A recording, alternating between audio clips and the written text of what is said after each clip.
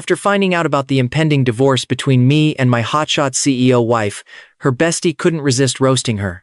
"I seriously don't get you," she scoffed. "When Evander tried to leave you back then, you threatened to unalive yourself just to make him stay.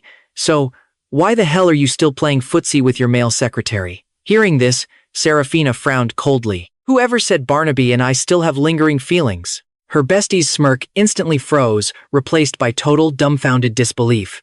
"Wait, you don't like Barnaby? You defend him every single day. You even hid it from my brother-in-law to have a secret baby with him over the past few years. You see, everyone knew Seraphina had faked a 1-year overseas assignment. In reality, she was hiding abroad to pop out a kid with Barnaby. So, they all just assumed Seraphina's heart was split straight down the middle. But little did she know, I eventually found out about her whole twisted circus. During our 5th year of marriage, I suddenly got an e-invitation for a kid's birthday party. The sender? A mutual friend of mine and my wife, Seraphina. A minute later, she hastily hit the unsend button. But I already saw it. The mother's name on that invitation made my hands shake like a malfunctioning washing machine. That name was also Seraphina. Sure, people sharing the same name isn't exactly rare, but clutching the tearing anxiety in my chest, I still tracked down the birthday party venue the very next day. At the bustling banquet, a little girl was being hugged tightly by a crouching Seraphina, making a wish with a giggling face. "My birthday wish is? I hope Mommy can spend more time with me and Daddy." The man next to them looked tenderly at the mother and daughter, leaning down to plant a soft kiss on both of their cheeks. "I hope our family of 3 will happily be together forever." My brain completely blue-screened. My body was so violently shocked, it went numb inch by inch. Names can be a coincidence, but that face? My wife of 5 years? The woman I've known for 12 years? How could I ever not recognize her? Heck, there were even several familiar silhouettes sitting right there in the VIP seats. I stared blankly at this disgustingly sweet family of 3. The corners of my eyes turned red, yet I lacked the courage to charge up there and demand answers. Ultimately, I just turned on my heel and left. The city streets were bustling, but my heart felt colder than a penguin's toenail.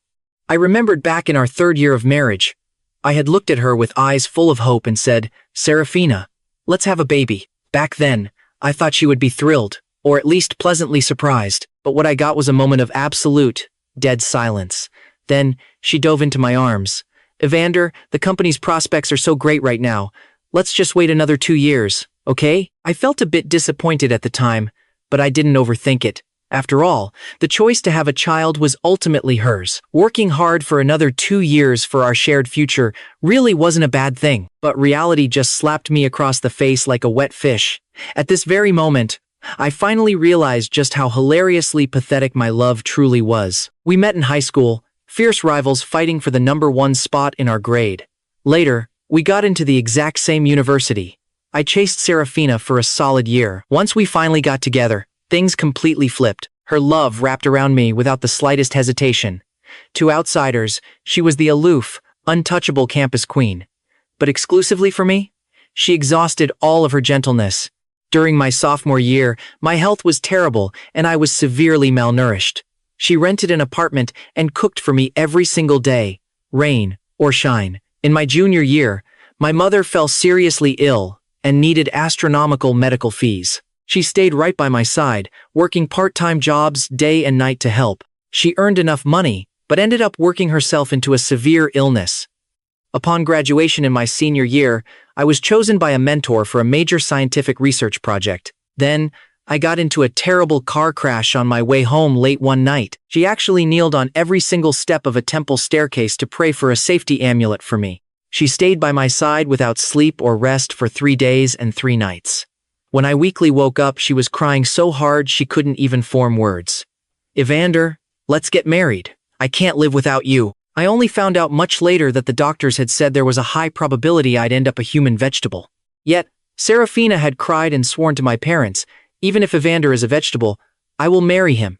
In this lifetime, I am his wife." So, right after graduation, we tied the knot. Later on, Seraphina fully inherited her family's business, stepping up to firmly secure the CEO position. To better manage our home, I voluntarily reduced my hours in scientific research. I never ever expected that her heart would change. I pulled out my phone and dialed her number. After a brief wait, the call connected, and a chaotic hubbub could faintly be heard in the background. Seraphina's voice was as gentle as ever. "Evander? Why the sudden call?" I stood across the street, watching her walk right out of those banquet hall doors. Her slim, captivating figure stood out in the crowd, so stunning you couldn't look away. "Seraphina, where are you right now?" On the phone, the woman chuckled softly. "I just finished a meeting. I'm at the market picking out a gift for you right now. Did you miss me?" Her sweet voice dropped low, carrying a hint of flirtation. "Evander, I miss you, too. I miss every single moment we spend together." Watching the woman in the distance spit out lies smoother than butter, my heart felt a sharp stab of pain, and a tear finally fell. Thinking back over these past few years, Seraphina would go on a business trip for half a month, every month or two. There was even one time she used that excuse to disappear for nearly half a year. Perhaps that was the time she gave birth to this child. Thinking about it now, I trusted her way too much in the past. I never investigated a thing. Out of all those so-called business trips, how many were real and how many were fake? I choked down the huge lump in my throat and took a deep breath. "What time do you arrive tomorrow? I'll come pick you up." In my line of sight, her face flashed with a momentary heaviness, but she quickly smiled and declined. "No need, Evander. It's too much trouble for you to make the trip." Before I could even answer, the little girl from afar ran out of the banquet hall, heading straight for her. "Mommy." Before the kid could finish her sentence, Seraphina frantically rushed forward and slapped a hand over her mouth, speaking hurriedly into the phone. "Evander, this market is way too noisy. I'll call you back later tonight." With that, she hastily muttered a bye-bye and hung up. Listening to the dead dial tone, watching her affectionately squat down, kiss the little girl's forehead, and walk her back inside with a beaming smile. Wow. What an absolutely stellar mother of the year. I mockingly retracted my gaze, realizing I had been kept in the dark for so many years. I just felt utterly disheartened. I pulled out my phone and dialed another number. Once connected, my voice was hoarse. "Professor Sterling? I'm willing to join that top-secret research project. Please arrange for me to go abroad as soon as possible. Can you do that?" Over the phone, Professor Sterling's voice overflowed with joy. "Of course. Oh, Evander, I've waited for this day for far too long. But, I must remind you, for the 6 months after accepting this secret research, you will completely lose contact with the outside world. Can you accept that?" I let out a bitter laugh. "That's exactly what I'm praying for." After I gave my affirmative answer, Professor Sterling laughed warmly. "Give us half a month. The team will handle all your paperwork perfectly. When the time comes, we will book your flight and eagerly wait for you to arrive," I responded with a gentle voice. "Looking forward to seeing you, Professor." After hanging up, I went straight home. Looking at our matching couple slippers at the entrance, the matching pajamas, our toothbrushes, and towels, these items that once symbolized our domestic bliss now just made me want to hurl. I packed up all that couple trash and chucked it out, then started packing my own things. I boxed it all up and shipped it back to my own bachelor apartment. The very next night, Seraphina finally came home. She rushed in, dropped all her luggage, and hugged me tightly from behind while I was cooking in the kitchen. Her voice was soft and enchanting, rubbing her head against my back like a needy little cat. "Evander, I missed you so much. I missed you like crazy." In the past, every single time she did this, I would eagerly turn around and kiss her lips, both of us sinking into the warmth. But now, my entire body went rigid with absolute repulsion, remembering that she gave this exact same intimacy and warmth to another man. My stomach churned, and a violent wave of nausea hit me. I broke free from her embrace, barely catching my breath. Sensing something was off with me, Seraphina's expression shifted slightly, asking with deep concern, "Evander, what's wrong? Are you feeling unwell somewhere?" Looking at the utter gentleness and care in her eyes, my heart ached terribly. It was precisely because she faked it so damn perfectly that I got played time and time again. I lowered my eyes, keeping my voice deep. "My chest just feels a bit tight." Seraphina instantly became incredibly anxious, pulling me into the living room to sit on the couch, urgently wanting to drag me to the hospital. I stopped her. "I'm fine. I just need to rest for a bit." The woman furrowed her elegant brows, a sudden hint of probing flashing in her clear eyes. "Here, let me show you my gifts first. Maybe this will cheer you up," she chirped, laying out the extravagant presents one by one. "I saw this belt and just knew it had your name on it. Oh, and you need top-tier gear for your research. right? So, I hired an overseas specialist to custom build an atomic force microscope just for you. It even has your initials engraved, she beamed. And this, I noticed your suit at the last conference was a bit off, so I got this tailored perfectly for you. Her eyes practically sparkled as she showed them off, desperately begging for my praise. But I couldn't choke out a single word. Staring at this mountain of luxury, it only proved one thing. She really did go abroad. My mind spun, terrified to imagine the sheer amount of effort Seraphina had poured into this elaborate lie. That bespoke suit alone cost a small fortune. Did she ever even love me?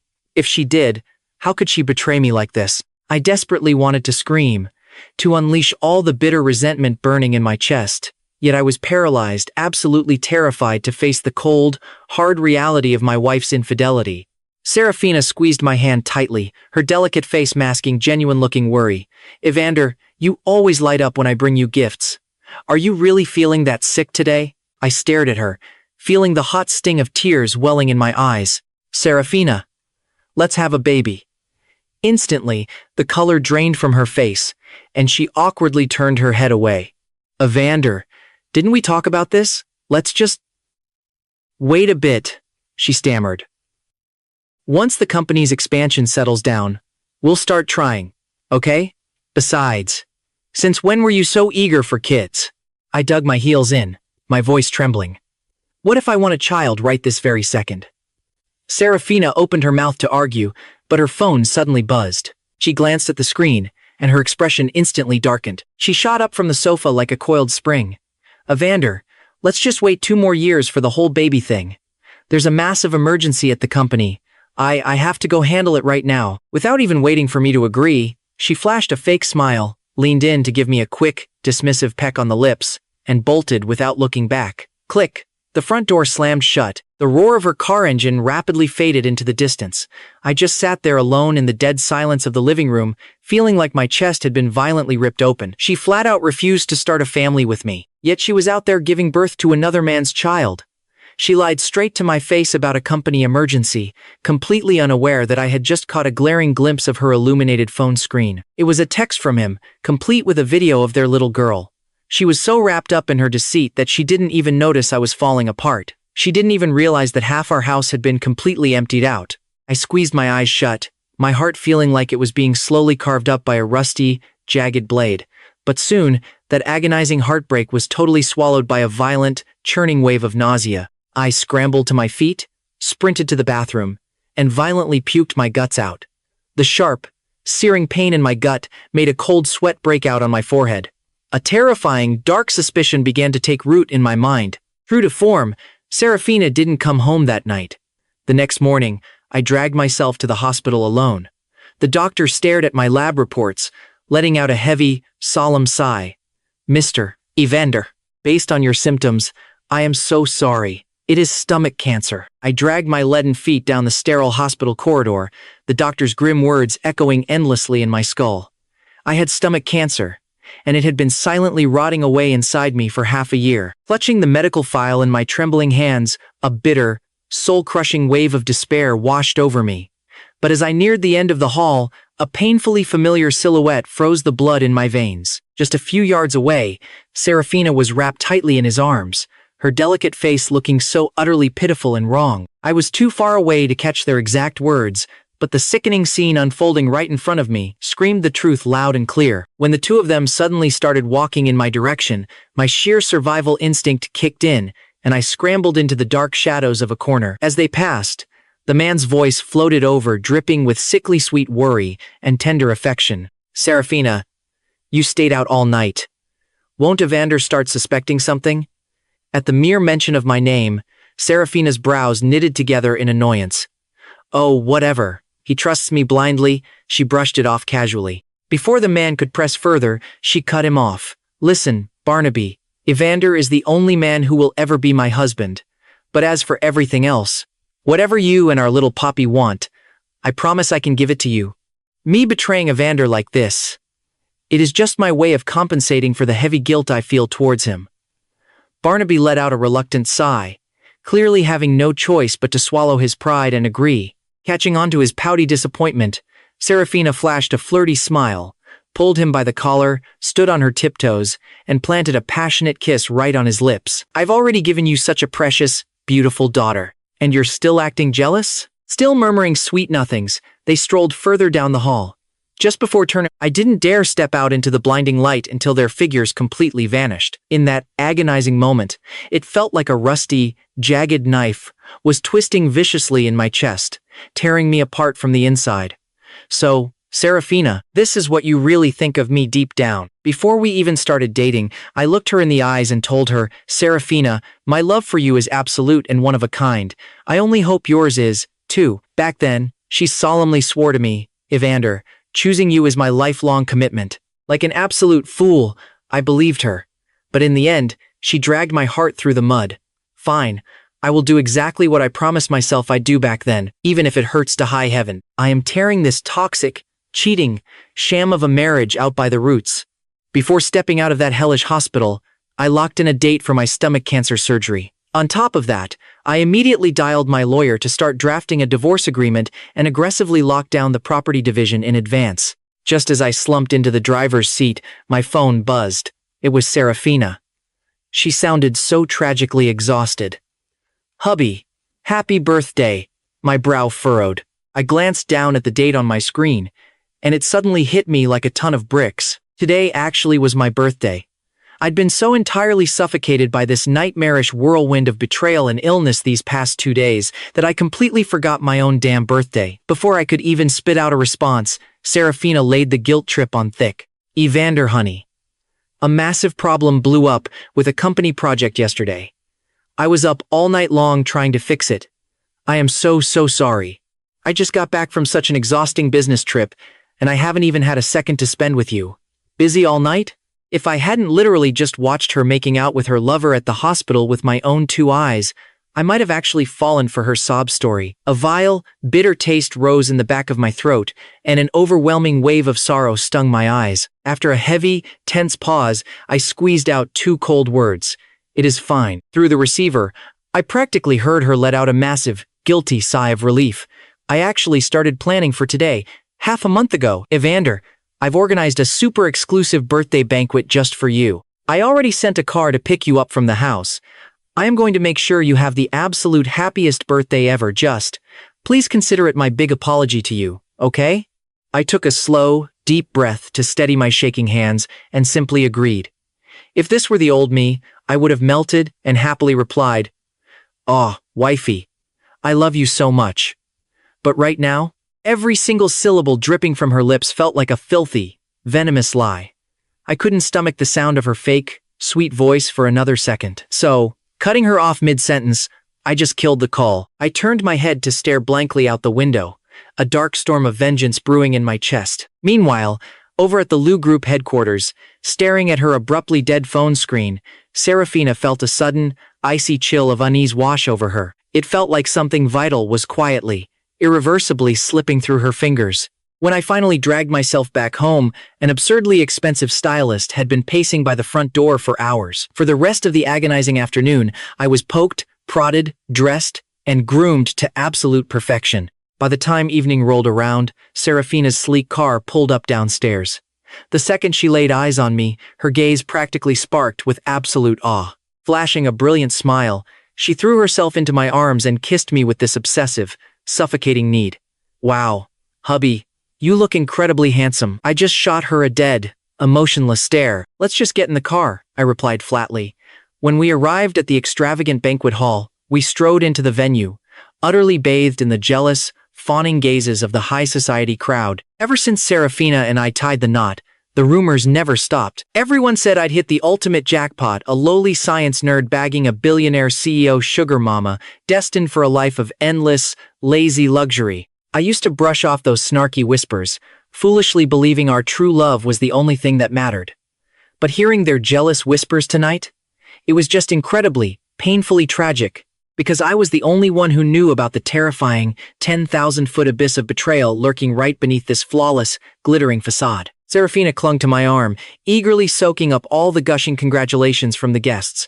Under the blinding crystal chandeliers, her eyes danced with excitement as she dramatically produced a velvet gift box. "Evander, honey, this gift is from your absolute favorite brand. Snap, the box popped open to reveal a staggeringly expensive, diamond-encrusted, stainless steel Patek Philippe Special Edition watch, gleaming arrogantly under the lights. Except, I had only ever mentioned that brand to her exactly once before. I actually absolutely despised it. Just whose preferences was my loving wife actually remembering? I opened my mouth to call her out on it, when suddenly, a tiny, chaotic figure crashed right into us, lunging desperately for Seraphina. The sudden impact slammed into me so hard I nearly tripped over my own feet, and then, a little girl's shrill, crying voice pierced my ear. "Mommy!" My stomach completely dropped as I focused my gaze. The little girl was clinging to Seraphina for dear life, staring up at her with a tear-streaked, heartbroken face. "Mommy, didn't you promise that you loved me and Daddy the most in the whole wide world? Why are you standing so close to this bad, mean uncle?" She burst into hysterical, wailing tears. "Is Mommy going to abandon me and Daddy?" In that single, explosive split second, the entire banquet hall gasped in absolute, horrified shock. I stood completely rooted to the spot, utterly paralyzed. My first, pathetic instinct was to just turn around and run for my life. This crying kid who bore a sickeningly obvious resemblance to my wife was the exact same little girl from that birthday video the other day. She was Seraphina's secret child. As the loud, scandalous murmurs of suspicion and shock rippled through the elite crowd, every last ounce of pride and dignity I had so carefully tried to maintain tonight instantly shattered into a million pieces. Seraphina's face paled as she fiercely frowned. But seeing the little girl crying her eyes out, she instinctively crouched down, her eyes flashing with pure panic. She tried to play it off gently, her voice trembling with a massive, guilty conscience. "Sweetheart, where are your parents?" But her fake denial only triggered even louder, more furious shrieking from the little girl. That is, until Barnaby finally shoved his way through the stunned crowd, sprinting out with a face full of sweaty apologies to snatch the kid up and bolt for the exit. A bitter lump formed in my throat. I recognized him instantly. He was the guy hanging around Seraphina at the hospital, the kid's actual father. Right now, Barnaby was playing the role of the anxious, apologetic dad, trying to whisk the kid away. "I am so sorry. This is totally my fault for taking my eyes off my daughter. I didn't mean to cause a scene. I'll get her out of your hair right now." But the little girl was having none of it, thrashing her arms and kicking wildly. "Mommy, don't chase Poppy away. Poppy misses Mommy so much." She reached out, her tiny hands desperately grasping at the empty air towards Seraphina. Then, her tear-filled eyes locked onto me, shooting absolute daggers. "It's you, you bad, bad man. You stole my mommy. Give her back to me." Her innocent little voice was dripping with pure venom, but I was completely frozen. My eyes were glued to the Buddhist prayer beads wrapped twice around her tiny wrist. My mind flashed back to our second year of marriage. Seraphina had collapsed from severe exhaustion, and I had literally crawled up 1,000 temple stairs on my bloody knees just to beg for those exact consecrated beads to keep her safe. The matching safety amulet she gave me in return, I kept it on my person 24/7. But now, those sacred prayer beads I bled for were dangling off this little girl's wrist. My blood boiled, and I stepped forward in a daze, desperately reaching for Poppy's arm. I just needed to check. I had to know if that was the exact same bracelet I gave my wife. But before my fingers even grazed her skin, a massive force violently shoved me right in the chest. I lost my footing, stumbling wildly as gravity pulled me backward. Crash. The back of my skull slammed brutally against the sharp corner of a coffee table. Glass cups cascaded off the edge, exploding across the floor into a million jagged pieces. Shards of glass sliced right into my skin. I hissed, sucking in a sharp breath as agonizing pain flared up. A thick, warm liquid started pooling on the back of my head, and I felt the color completely drain from my face. But the physical pain was nothing compared to the absolute shock of seeing who had just pushed me. It was my own wife. I watched in horror as Seraphina nervously shielded the little girl in her arms, glaring down at me like I was a monster. "Evander? Seriously? Even if she said some mean things to you, you don't just attack a child." She then noticed a tiny, paper-thin scratch on Poppy's wrist from a stray piece of glass. Panic completely washed over her face. She immediately ordered Barnaby to scoop up the kid, practically sprinting toward the door with them. "It's okay, baby. Don't be scared. Mommy's taking you to the hospital right now." As they rushed out, Barnaby threw a quick glance over his shoulder. The look in his eyes? Pure, unadulterated smugness. He was mocking me. This whole father-daughter act They played me like a damn fiddle. Watching my wife's resolute figure disappear out the door without a second glance at her bleeding husband made my stomach churn. Intense dizziness washed over me, my skull throbbing with a sickening weight, and my gut completely twisted in agonizing pain. Yet, in a cruel twist of irony, my hearing became crystal clear as the whispers from the onlookers flooded in. Why is CEO Lou coddling that guy and his kid? Wait, are they having an affair? Oh my god. Don't tell me Evander is actually the third wheel in his own marriage? Every single word stabbed into my shattered ego like a barrage of icy needles. My vision went completely black, my battered body finally gave out, and I crumpled to the floor, slipping away into unconsciousness. By the time I forced my heavy eyelids open again, I was staring at a sterile hospital ceiling. The memories of my wife abandoning me in a pool of my own blood hit me like a devastating freight train. Suddenly, a familiar voice broke the silence. "Hey man, you're finally awake?" I slowly turned my throbbing head and saw my best bro, Declan, looking at me with total helplessness. He was using his tough guy voice, but his eyes were practically swimming with panic. "Dude, I literally just touched down from my business trip. The second I step off the plane, I get a frantic call saying my best friend is bleeding out in an emergency room. Are you trying to give me a freaking heart attack?" All the crushing bitterness weighing on my soul escaped in one heavy, exhausted sigh. My voice sounded like crushed gravel. "Declan, please tell me my parents don't know about this." He shook his head grimly. "No way. I knew they'd freak out, so I kept my mouth shut. But man," his voice dropped to a hoarse whisper, "Evander, you gotta tell me, what the hell actually happened out there?" I pressed my cracked lips together, hesitation warring with my absolute misery. Finally, I squeezed my eyes shut. "It's Seraphina. I spilled it all. Every humiliating detail of the betrayal, the kid, the hospital, everything. Hearing how they treated me made Declan so blindingly furious that he literally grabbed a metal chair, fully prepared to march out and bust some heads. I swear to God, I am going to go teach those cheating scumbags a lesson they will never forget. I grabbed his arm just in time, anchoring him. "Don't. It's pointless, man, no matter what we do. She and I are completely beyond repair, Declan. I just want out. I want to get as far away from her as humanly possible." Defeated, Declan dropped the chair and slumped heavily into it. The hospital room plunged into a suffocating dead silence for nearly 10 minutes. Finally, his voice cracked with raw emotion. "So, are we ever gonna see each other again?" I gave him a weak but firm nod. "Yeah, bro, someday, we will definitely meet again." For the next 5 agonizing days, I rotted in that hospital bed, hyper-fixated on the countdown app on my phone. Just 9 more days. 9 days until I could vanish from this city and erase that treacherous woman from my life forever. And you know the kicker? Over those entire 5 days, Seraphina didn't visit me a single time, not once. By the time I was finally discharged, Declan rode with me straight to a shark of a lawyer to hash out the messy divorce proceedings. I held the finalized, heavily drafted divorce papers in my trembling hands. There was just one massive hurdle left. It needed her signature. And knowing Seraphina's stubborn, possessive personality, she would absolutely refuse to sign it. Surprisingly, though, my face was as calm as a frozen lake. After taking brutal blow after brutal blow, whatever love I still harbored for that woman had completely evaporated. My heart was utterly numb. With a raspy voice, I looked at Declan. "I've got a plan." After splitting up with Declan, I immediately went hunting. Thanks to my private investigator, I easily tracked down Barnaby to a swanky little cafe. The second I stepped inside, our eyes locked in a tense standoff. The guy instantly puffed up, looking at me like I was a ticking time bomb. "Well, if it isn't Mr. Evander, are you here to pull some crazy revenge stunt on me and my little girl?" My expression remained icy and completely detached. "Cut the crap, Barnaby. If I'm standing here, it means I already know everything about your filthy little secret. So who exactly is this pathetic act for? I am not Seraphina. Your victim card doesn't work on me." The nice guy mask instantly slipped right off his face.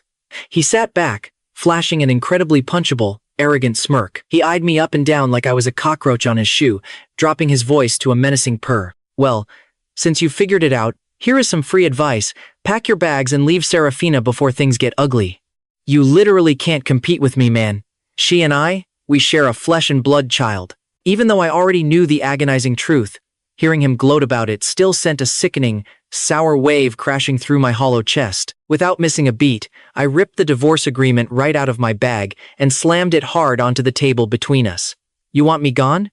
Have her sign this, and I'll vanish without a fight. My bluntness completely caught him off guard. He stared at the papers suspiciously, clearly searching for a catch, before his greedy hands finally grabbed them. Are you seriously just handing her over? I didn't even dignify that with a response. My cold, deadpan stare said it all. We swapped contact info like a shady business deal, and without another second wasted, I turned on my heel to walk out. But of course, Barnaby had to get one last dig in. Oh, by the way, Evander, heard you were rotting in a hospital bed all week, huh? Care to guess where your precious wife was the whole time? Yep, playing happy family with me and our little girl. I didn't even flinch. It was exactly what I expected. I just slowly glanced back over my shoulder, my eyes as dead and still as a stagnant puddle. Isn't that what you planned all along? Weaponizing a toddler to throw a tantrum, fully knowing Seraphina's too blind to see right through your sick manipulation? Barnaby practically glowed with toxic pride. Bingo. Glad you finally gained some self-awareness, buddy. Since you're being so cooperative, let me throw in a little bonus fact. Seraphina totally shot down your request to have a baby, right? My chest tightened violently, every muscle in my body locking up. Barnaby's voice rose in a triumphant, mocking crescendo. Yeah, that's because she made a sacred promise to me. She swore on her life that she would only ever have one child, and that is my daughter. So, if you have even a single brain cell left, you will crawl away quietly. Don't force me to completely destroy what little dignity you have left. After dropping that absolute nuke on my psyche, he strutted off, laughing like a cartoon villain. The obnoxious clicking of his shoes faded into the background as I stood there, looking completely hollow and utterly destroyed. In reality, I should have figured this out years ago. I clutched my agonizingly sore stomach, hunching over as the stress triggered a sharp wave of nausea, yet a bitter, self-deprecating smirk crept onto my face. My marriage with Seraphina was literally a mirror image of my failing health, rotting from the inside out and seconds away from a total collapse.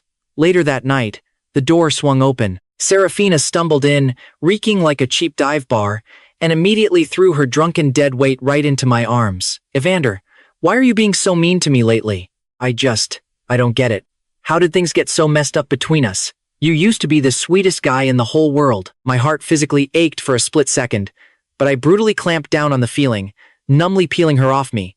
I knew her playbook too damn well. She was too much of a coward to face me sober, so she got plastered first. Back in the day, whenever she screwed up, she'd use liquid courage to play the adorable, pitiful victim. She'd nuzzle her face into my chest like a helpless little kitten, purring sweetly, "Hubby, I messed up. Please forgive me, won't you? Pretty please?" And like a total fool, I used to find it utterly irresistible. My heart would melt, and I'd cave instantly every single time. But now she was out there playing house with another man. She had a secret child.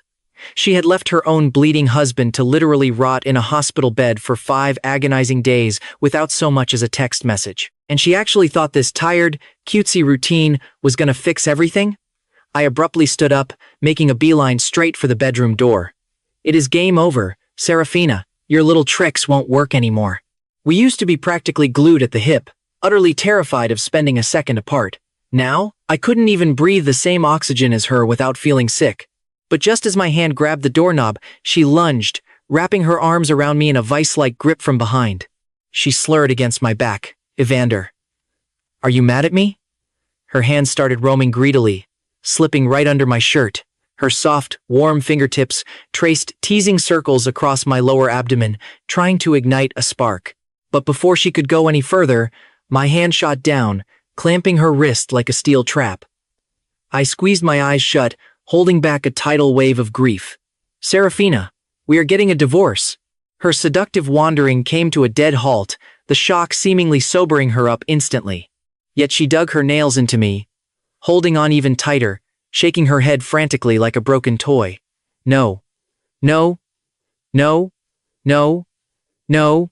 Evander, do you not want me anymore? I won't sign it. I am never divorcing you. Her voice cracked, degenerating into desperate, choked-up mutters. I opened my mouth to snap back, but suddenly felt a hot, damp patch soaking rapidly through my shirt. Seraphina was. She was actually sobbing. My entire body went rigid, caught entirely off guard by her sudden breakdown. For a split second, my resolve wavered. But then, cold reality slapped me in the face. Wasn't I played for a total fool by these exact same crocodile tears for years? If I hadn't been so insanely gullible, I never would have been kept in the dark this long. A harsh, bitter chuckle escaped my lips as I aggressively tried to pry her trembling fingers off me.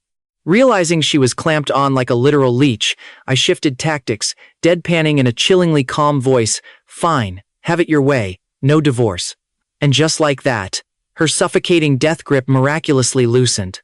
I calmed her down, letting her lie back and rest before I slowly slipped out of bed. Looking down at Seraphina, sleeping so peacefully, her gorgeous face looked even more stunning bathed in the moonlight. There was a time when I'd watched her sleep like this a million times, dreaming about our happily ever after. But now, all I felt was absolute disappointment. Right then, a phone screen lit up in the dark. I glanced over. It was a text from Barnaby. "Tomorrow morning at 10 a.m., come to Seraphina's office." I flicked the screen off, walked out of the bedroom, and crashed in the guest room for the night. When I woke up the next morning, Seraphina was already gone. The breakfast she left on the living room table was still warm. The sticky note right next to it read, "Hubby, remember to eat your breakfast. Please don't be mad at me anymore." I barely even glanced at it before crumbling it up and tossing it straight into the trash. After forcing down a few bites of food, I headed straight to the Lu Group headquarters. But the moment I got to Seraphina's office, the scene I saw through the crack in the door completely froze me in my tracks. My entire body went numb. Right there, in plain sight, Seraphina was pinned against the desk by Barnaby, their bodies pressed intimately together. Muffled, broken gasps slipped through the crack in the door, mixing with his heavy breathing that drifted crystal clear into my ears. Barnaby was panting heavily, letting out a low laugh. "Aren't you terrified someone's gonna catch us and go running to Evander?" Seraphina's voice was breathy, laced with lazy flirtation. "When we're doing this, don't you dare bring up anyone else. Honestly, even if we do get caught, I'm never leaving you and Poppy." As if to punish her for talking, his movements shifted, leaving Seraphina totally breathless and unable to speak. He pushed even harder, but from the corner of his eye, he shot a deliberate glance right at the door, a sickeningly smug smirk playing in his eyes. Out in the hallway, I stumbled back, nearly collapsing. My wife, the woman I loved more than anything in this world, was in her office right now, doing that with another man. A wave of pure, violent nausea churned in my gut. Unable to hold it down for another second, I bolted to the restroom and practically puked my guts out. When I finally dragged myself out of the restroom and tried to leave, Barnaby's mocking laughter echoed behind me. I turned around and saw him leaning casually against the door frame, a massive grin plastered on his face. "So, how was the show? You saw every little detail, right?" My face was deadpan, completely void of emotion. "Yeah, I saw." "So what? Where's the contract? Did she actually sign it?" Suddenly looking incredibly bored, Barnaby casually handed the divorce papers over to me. You know what's funny? I literally just handed it to her, and she signed it without a second thought. He smirked.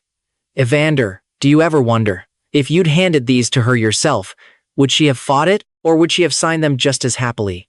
His smooth voice was dripping with twisted amusement before he finally broke eye contact, turned on his heel, and strolled away. I took a shaky breath and opened the folder. Right there at the bottom, her flamboyant signature practically jumped off the page. A bitter smile crept onto my face. Maybe she had been dying to escape this marriage for a long time, and I was just completely delusional. Whatever. It honestly didn't matter anymore. I was leaving soon anyway. Grabbing the divorce papers, I marched straight to the lawyer's office. After finalizing all the legal stuff, I headed home and packed up the very last of my things. My plan was to bounce first thing in the morning. I genuinely couldn't stomach the thought of breathing the same air as Seraphina for another second. But later that night, she actually came home. I fully expected her to try and explain away the last few days, or at least blow up at me for showing up at her company. Instead, she stomped aggressively across the room and violently pinned my shoulders down. "Evander, where the hell did you hide Poppy?"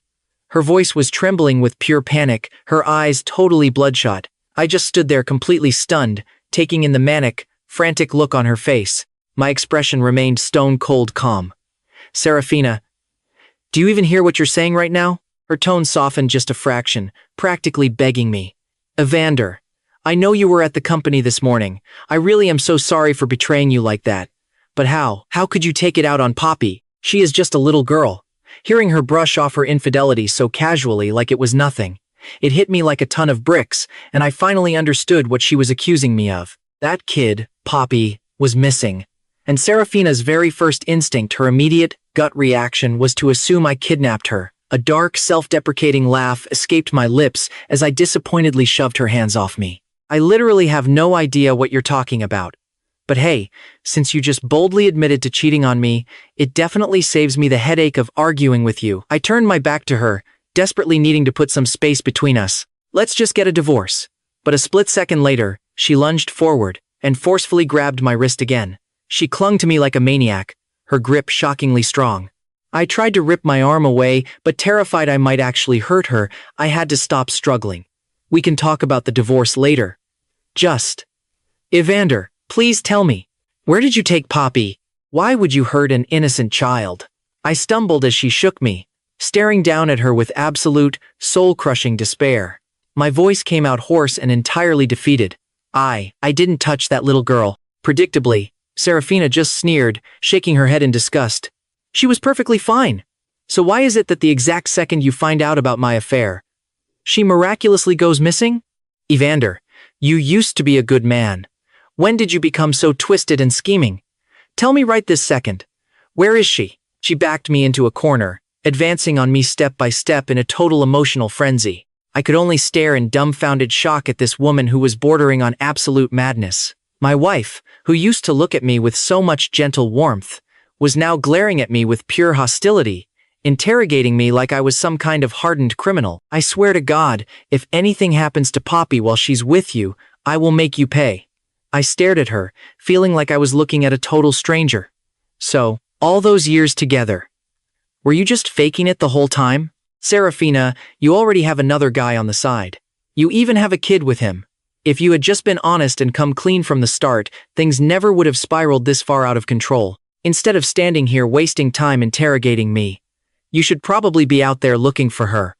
Because all I can tell you is, I don't know anything. Every single word I choked out drained the absolute last drop of affection I had left for her. Right then and there, whatever love I still held onto burned down to ash. But Seraphina was so frantic her eyes were literally bloodshot. The second her phone buzzed in her pocket, she violently shoved me backward. She frantically answered the call. Barnaby, did you find her? Is there any news? Of course, she didn't even notice me crashing hard onto the floor right behind her. It sounded like she finally got a lead, because she immediately bolted for the door without hesitating. From start to finish, she didn't spare me a single backward glance. It wasn't until the front door slammed shut that I realized I couldn't get up. Lying there on the freezing hardwood floor, the pain was just too intense. All the color drained from my face as raw panic suddenly took over. A blinding agony ripped through my stomach, making my whole body convulse and tremble. Even in nearly 90-degree weather, I broke out in a freezing cold sweat. My survival instincts screamed at me, and I desperately clawed across the floor toward my phone sitting just out of reach. With every single inch I dragged myself, my stomach flared with an excruciating, unbearable fire. I was literally shaking in absolute agony. The second my fingers grazed my phone, I immediately dialed 911. As soon as the operator answered and the call disconnected, I lost every last ounce of strength and completely blacked out. The sharp, stinging smell of hospital bleach suddenly flooded my senses. Hearing a heavy, exhausted sigh right by my ear, I slowly fluttered my eyes open. Declan, who was over by the window secretly scrubbing tears from his face, rushed straight to my bedside. Slapping on a fake smile to pretend everything was totally fine, he asked, "Hey, you're awake. Are you hurting anywhere? Do you feel okay?" I just shook my head, croaking out in a rough, raspy voice, "Man, what's wrong with you?" I forced a weak smile. "I'm fine. It's really no big deal." Declan stared down at my completely nonchalant expression, looking like he wanted to point a finger right in my face and scream at me. But ultimately, all that frustration boiled down to one single, heartbroken sentence. "Evander, you literally have straight-up cancer, and you didn't even tell me? Do you have any idea how insanely serious this is?" That one sentence knocked the wind right out of me, plunging the room into dead silence. I always thought hearing it out loud would bring me some sick sense of relief, but honestly, my heart just ached terribly. A vague thought drifted through my mind. Seraphina. If you knew I was actually dying, would you even care? But then again, probably not. Right now, her entire heart and soul were completely obsessed with Barnaby and his little girl. A hollow smile stretched across my pale face. Look, I haven't told anyone about this. I'm just gonna get the surgery done in a couple of days, and I'll be good as new. Seriously, don't freak out, man. It's only in the early stages. I let Declan help prop me up in bed, flashing a grin just to ease his mind. All right, enough of the sad faces. I am absolutely starving. Go run and grab me something to eat, would ya? Declan glared at me, but knowing he couldn't win, he reluctantly caved. Fine. You just stay put and wait for me. The second he agreed, he turned on his heel and walked out of the room. As soon as the door clicked shut, my smile vanished, and I dropped my gaze to the sheets. A few minutes later, the heavy door violently swung open again. I figured Declan must have forgotten his wallet, but when I glanced up, a crew of massive, hulking guys barged straight into my room. My stomach dropped. Oh, crap. And just as I threw the covers off to make a run for it, a brutal hand locked onto my shirt and yanked me forcefully backward. A split second later, the icy, razor-sharp edge of a blade pressed firmly against my ribs. Just one tiny push, and it would slice straight through my hospital gown and bury itself in my flesh. Don't make a sound, buddy. Or else. My entire body went completely rigid, the blood instantly draining from my face. What the hell are you guys doing? But before I could scream, a heavy hand clamped brutally over my mouth. I thrashed and fought frantically, but my vision quickly started swimming. My mind blurred, fading out into darkness until I was completely unconscious. When I finally came to, the world in front of me was pitch black. I whipped my head around in blind confusion, a sickening wave of panic and absolute helplessness bubbling up in my chest. I desperately tried to squirm away, only to realize a thick burlap sack was pulled tight over my head, totally blinding me. But I could feel the biting wind slapping hard against my skin, and the air was thick with the heavy, salty smell of the ocean. I was somewhere on the coast. Just as the terrifying realization hit me, a sickeningly familiar laugh echoed right next to my ear. Well, Evander. I got to admit, I definitely didn't expect you to look this pathetic the next time we crossed paths. Every muscle in my body locked up, my instincts screaming that I was in deep trouble. I didn't even need to look to see that arrogant, punchable smirk plastered across Barnaby's face. I gasped for air, my chest heaving. Barnaby, what the hell are you planning by dragging me out here? His dark chuckle crept closer, absolutely dripping with toxic mockery. Oh, come on now. I don't exactly have magical powers to just kidnap you straight out of a hospital room. Evander, Seraphina ordered this. She said you hurt little Poppy, and now she's stuck in a hospital bed. She made it crystal clear. She absolutely cannot let you off the hook for this. Every single word he spat felt like a rusty, dull blade grinding directly into my heart. The agonizing pain in my chest was unbearable, but I was so utterly broken that I couldn't even shed a single tear. The absolute terror of the unknown wrapped around me like a chokehold. Swallowing down the bitter fear rising in my throat, I forced myself to ask calmly, "So, what exactly are you going to do to me?" The sick amusement in Barnaby's voice thickened into pure, sinister malice. "Why, I want your life, of course." The very second those words left his mouth, a violent shove hit my back, sending me tumbling forward into nothingness. I flailed, desperately trying to catch my balance, but brutal, gale-force winds relentlessly slammed into my falling body. My heart hammered frantically against my ribs. It wasn't until the suffocating sack was ripped off my head by the wind that I finally saw the horrifying truth. A sheer cliff drop. My body plummeted downward in a terrifying freefall. Craning my neck, I caught one last glimpse of Barnaby standing on the edge. He was leaning over, an incredibly smug, downright psychotic grin plastered across his face. Plunging further into the abyss, my vision faded into pitch black. The massive drop in air pressure squeezed every last ounce of breath from my lungs. Right as I was about to completely pass out, I slammed brutally into the freezing, churning ocean waves. Everything went dark. When I finally dragged my eyes open again, I was lying inside a rundown, creaky little shack. Stumbling weakly to my feet, I spotted a few kids playing out in a sandy yard. It hit me I had washed up on shore and been miraculously saved by some local fishermen. After recovering in that quiet village for 6 whole days, my phone buzzed with an urgent international call. "Evander, we've sorted out all the necessary paperwork and already booked your flight ticket. Tell me, are you ready for this?" I slowly raised my eyes, staring out at the massive, boundless ocean stretching across the horizon as the traumatic memories of falling off that cliff flooded my mind. But my heart was locked in with absolute resolve. Yeah, I'm ready. In this toxic nightmare of a marriage, I hadn't just lost my wife, I had very nearly lost my damn life. A bitter, sour ache twisted in my chest, but I took a deep, steadying breath. My mind was made up.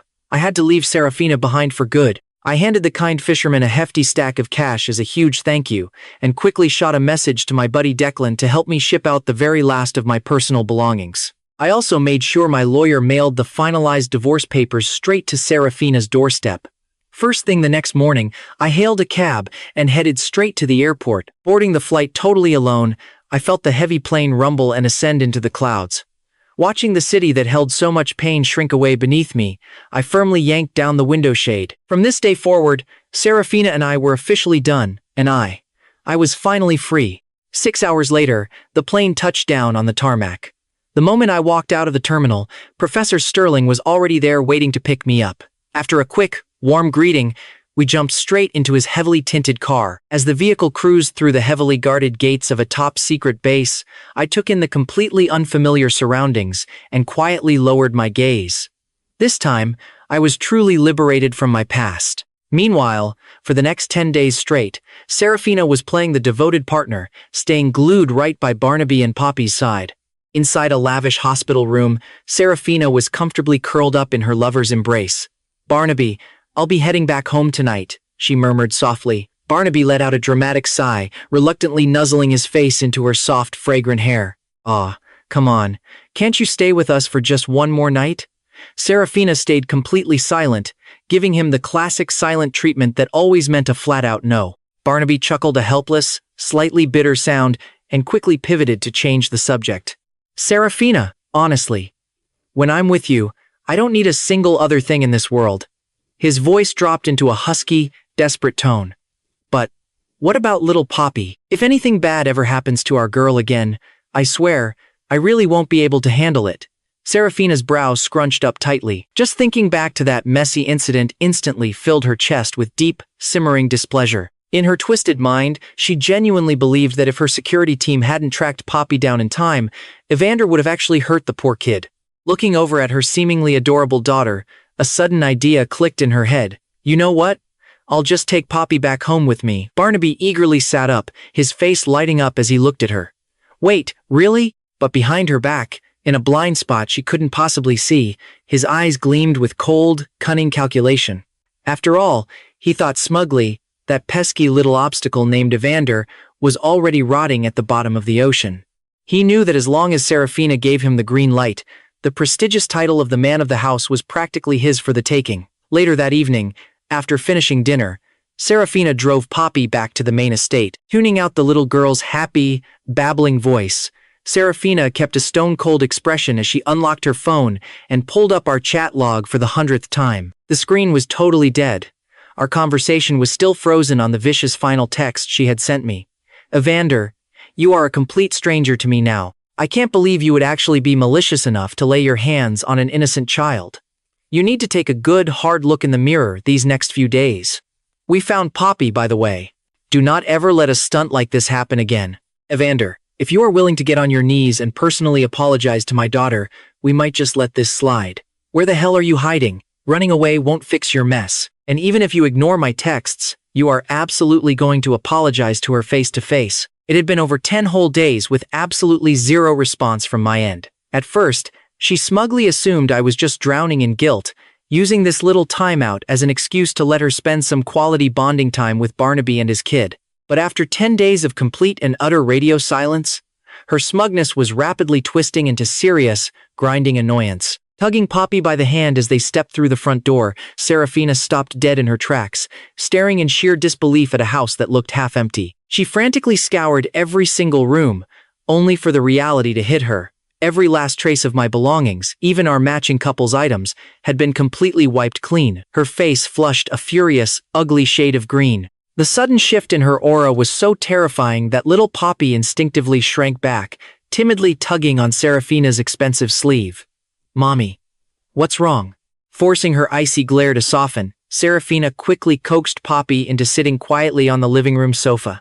The second the kid was settled, she took long, furious strides out to the balcony and aggressively dialed my number. After just a few agonizing rings, she was slapped in the face by an automated voicemail saying the phone was powered off. Seraphina's breathing turned ragged, a blazing inferno of fury sparking in her chest. She hadn't even dragged me over the coals to hold me accountable yet, and I actually had the sheer audacity to throw a petty tantrum, pack up my bags, and run away from home? Without missing a beat, she snapped her fingers and had her executive assistant track my phone's GPS location. When the glowing dot popped up at some local bar, that boiling, nameless rage flared straight into the red zone. Seraphina let out a wicked sneer. "Oh, bravo, Evander. You won't even answer your wife's phone calls, but you've got plenty of time to run off and party at a sleazy bar." She barked into the phone at her assistant, her voice dropping to absolute zero. "Listen to me closely. Freeze every single one of Evander's credit cards right now. Ban him from making any transactions whatsoever. If I catch wind of him spending so much as a single dime at any of our corporate partner merchants, I want that partnership shredded and canceled immediately." Hanging up the phone with a sharp click, she mentally scrolled through all my recent behavior. In her utterly twisted logic, she firmly concluded that her years of supposedly spoiling me with compliance had somehow turned me into an arrogant, vile monster. Because back in the old days, no matter how nasty our fights got, we always managed to sit down and calmly iron out the wrinkles. Through all our years of marriage, we had never, not even once, tossed around the word divorce. But in her mind, this time I had totally crossed the damn line. Wasting no time, Seraphina called Barnaby to come over and pick up his precious kid, before slamming her foot on the gas and driving like a maniac straight to the GPS location. Nightlife bar. Pushing through the entrance, Seraphina's sleek, intimidating figure loomed in the doorway. As she glared at the chaotic, thumping crowd of partygoers inside, her cold, piercing eyes swam with deep, biting impatience. Her sharp gaze swept across the neon-lit room like a radar, before locking dead onto a very familiar silhouette. Marching straight over like a woman on a warpath, Seraphina clamped her manicured hand around the wrist of a heavily drinking Declan and violently dragged him out the back exit. Declan, totally hammered, groggily peeled his eyes open. The second he realized it was Seraphina hauling him around, he started thrashing wildly and spitting curses. "Seraphina, did a damn wire cross in your brain or something? What gives you the right to come down here and act batshit crazy with me?" The moment the insult left his mouth, Seraphina brutally shoved him back against the cold brick wall, pinning his shoulders down with terrifying strength, her own eyes bloodshot with rage. "Just shut up and tell me, where the hell is Evander?" At the sudden mention of my name, Declan's drunken eyes instantly flashed with a layer of heavy moisture. But brushing it off, he violently shoved her hands away, hitting her with an absolute death glare. "How the hell am I supposed to know where Evander is? Isn't that guy your husband? Weren't you the one who supposedly loved him so damn much? So, why exactly are you hunting me down now that you've managed to completely lose him?" Seraphina's chest heaved with heavy, ragged breaths. She had zero patience left to waste arguing with a drunk. Her clear, piercing eyes darkened into a terrifying, gloomy storm as she stepped forward and issued her threat. "Listen to me. I don't give a damn what kind of childish hide-and-seek game you two losers are playing. You're going to make him come out here and face me right now. Because if you don't, I promise you, I will use my own ruthless methods to drag him out kicking and screaming." Declan busted out laughing, a raw, grating laugh born from pure, unadulterated fury. "Wow, Seraphina, if you're so damn capable and powerful, how is it you don't even know where your own husband is? I'm willing to bet my life that when you were out there busy cheating and popping out some other loser's kid, Evander didn't even cross your mind for a second. And now you just suddenly remember he exists? Why don't you use those precious methods of yours and go take a really good hard look at the reality you created?" Boiling, toxic anger surged uncontrollably in her chest. Every single venomous word he spat out acted like a barbed thorn digging deep into her pride. But Seraphina forcefully swallowed down her boiling displeasure. "I do not have the time or the patience to stand in this alley and argue with a drunk. Cut the crap and tell me, where is Evander? I personally tracked his phone's GPS, and it says he's standing right in this exact spot." Declan let out a dark, mocking sneer. Reaching into his jacket pocket, he casually pulled out a familiar-looking smartphone and waved it right in her face. "Oh, you mean this phone?" Watching the arrogant color violently drain from Seraphina's face, he unleashed a wave of heavy, crushing sarcasm. "Well, Seraphina, didn't you just say you wanted to know where Evander is hiding? He specifically begged me not to tell you, But you know me, I've got a total trash temper, so I'm just gonna lay it all out for you today. He's dead. Seraphina, gone. Did you even have a clue the guy was dying of stage 4 stomach cancer?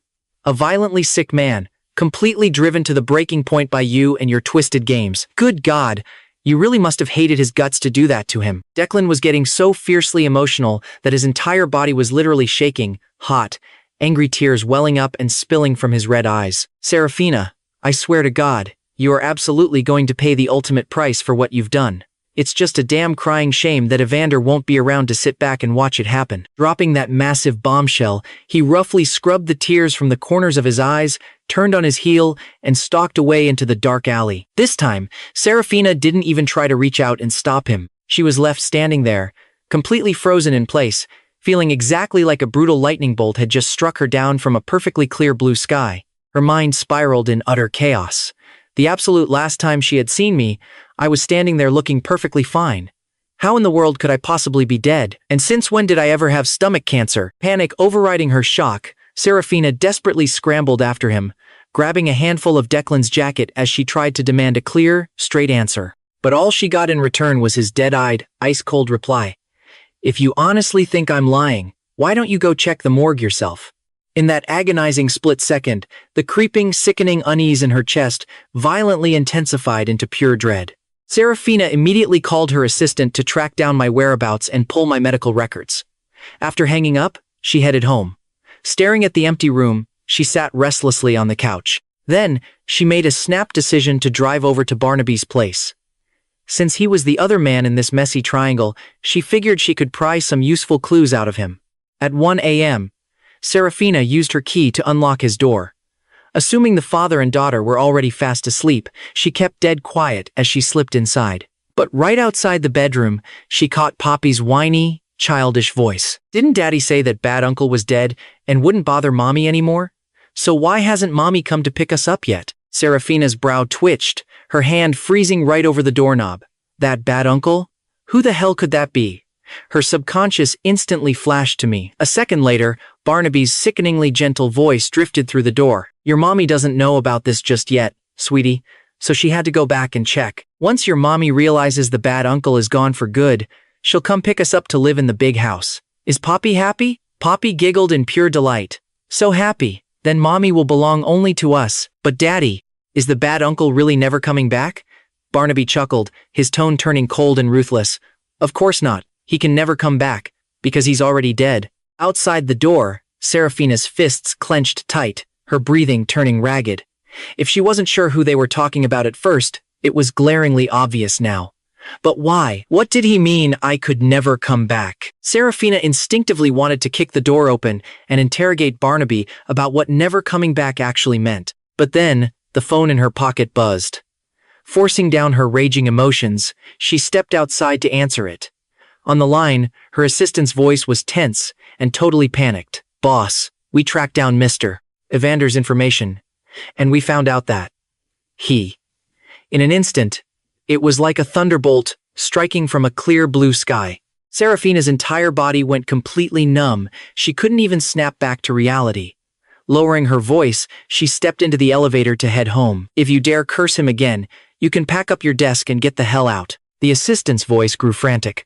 I already sent all the data to your computer. Look at it yourself. Mr. Evander's ID status is already listed as deceased. Besides that, his hospital reports came back too. The assistant hesitated, letting out a heavy sigh. Boss, you just need to look at it yourself. Mr. Evander, he really went through hell. Seraphina's hand gripped her phone so hard it wouldn't stop shaking. It was as if the grim answer was already sitting right in her heart. But she was absolutely terrified to face it. Driving home in an absolute panic, she sprinted into her study, booted up her laptop, and immediately clicked open the folder. Frame by frame, she scrolled through the damning evidence in front of her. There, it was my death certificate. It clearly showed that my legal identification status had indeed been canceled. And the hospital reports clearly stated I was diagnosed with terminal stomach cancer a month ago. A couple of weeks later, I was admitted again, proving my condition had drastically worsened. Suddenly, that specific day flashed in her mind. She had personally shoved me to the floor, watching me writhe in agony, cruelly assuming I was just playing the victim to score cheap sympathy. So, she had walked away without a single shred of hesitation. So, it was her. She was the one who practically killed me with her own 2 hands. Seraphina's eyes went bloodshot, her heart shattering into a million agonizing pieces as tears streamed down her cheeks. She slumped back into her chair, staring blankly at the screen with a hoarse voice. How could this happen? My Evander, how could he just die? A whole week dragged by, and there was still zero news of me. We haven't found a single trace of Mr. Evander, not domestically or internationally. He hasn't contacted a soul, could he really be? Seraphina breathed heavily, squeezing her eyes shut in desperate frustration. Keep looking. If you can't find him, look harder. A living, breathing human being doesn't just vanish into thin air. Her assistant's voice trembled with nerves. About his whereabouts, the only thing we found was his hospital stay. After that, the trail goes totally cold. Seraphina frowned deeply, but then Barnaby's chilling conversation with Poppy snapped back into her mind.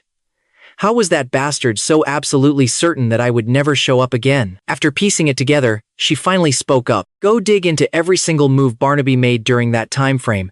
Do not overlook a single detail. With that, she slammed the phone down. The deep-seated, suffocating unease in her chest only grew stronger. First thing the next morning, her assistant sent over the dirt.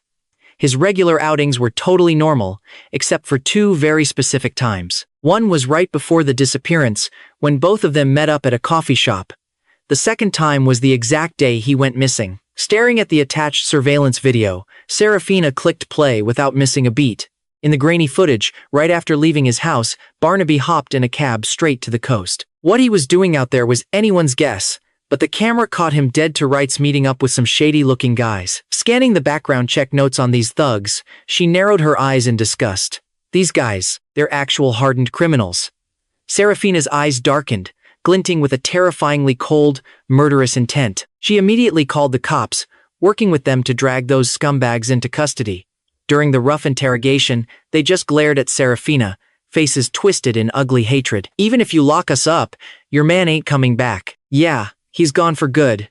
Seraphina clenched her fists, violently surging forward. What the hell do you mean? Wow, you really don't know, do you? That day, we dragged your husband right to the edge of the cliff, and Mr. Barnaby just gave him a tiny little push. Down he went. Sounds like a guaranteed death sentence to me, right? A freezing chill shot straight down Seraphina's spine. She couldn't fathom this nightmare was real, but with all the hard evidence slapped right in front of her, she was forced to face the ugly truth. Stumbling out of the interrogation room, staring down at the files handed over by the detective, she took a shaky breath, her eyes brimming with absolute despair. It was all there, every single text and call of Barnaby hiring them. I know you guys have the muscle to snatch him. $3 million bucks. I want him dead.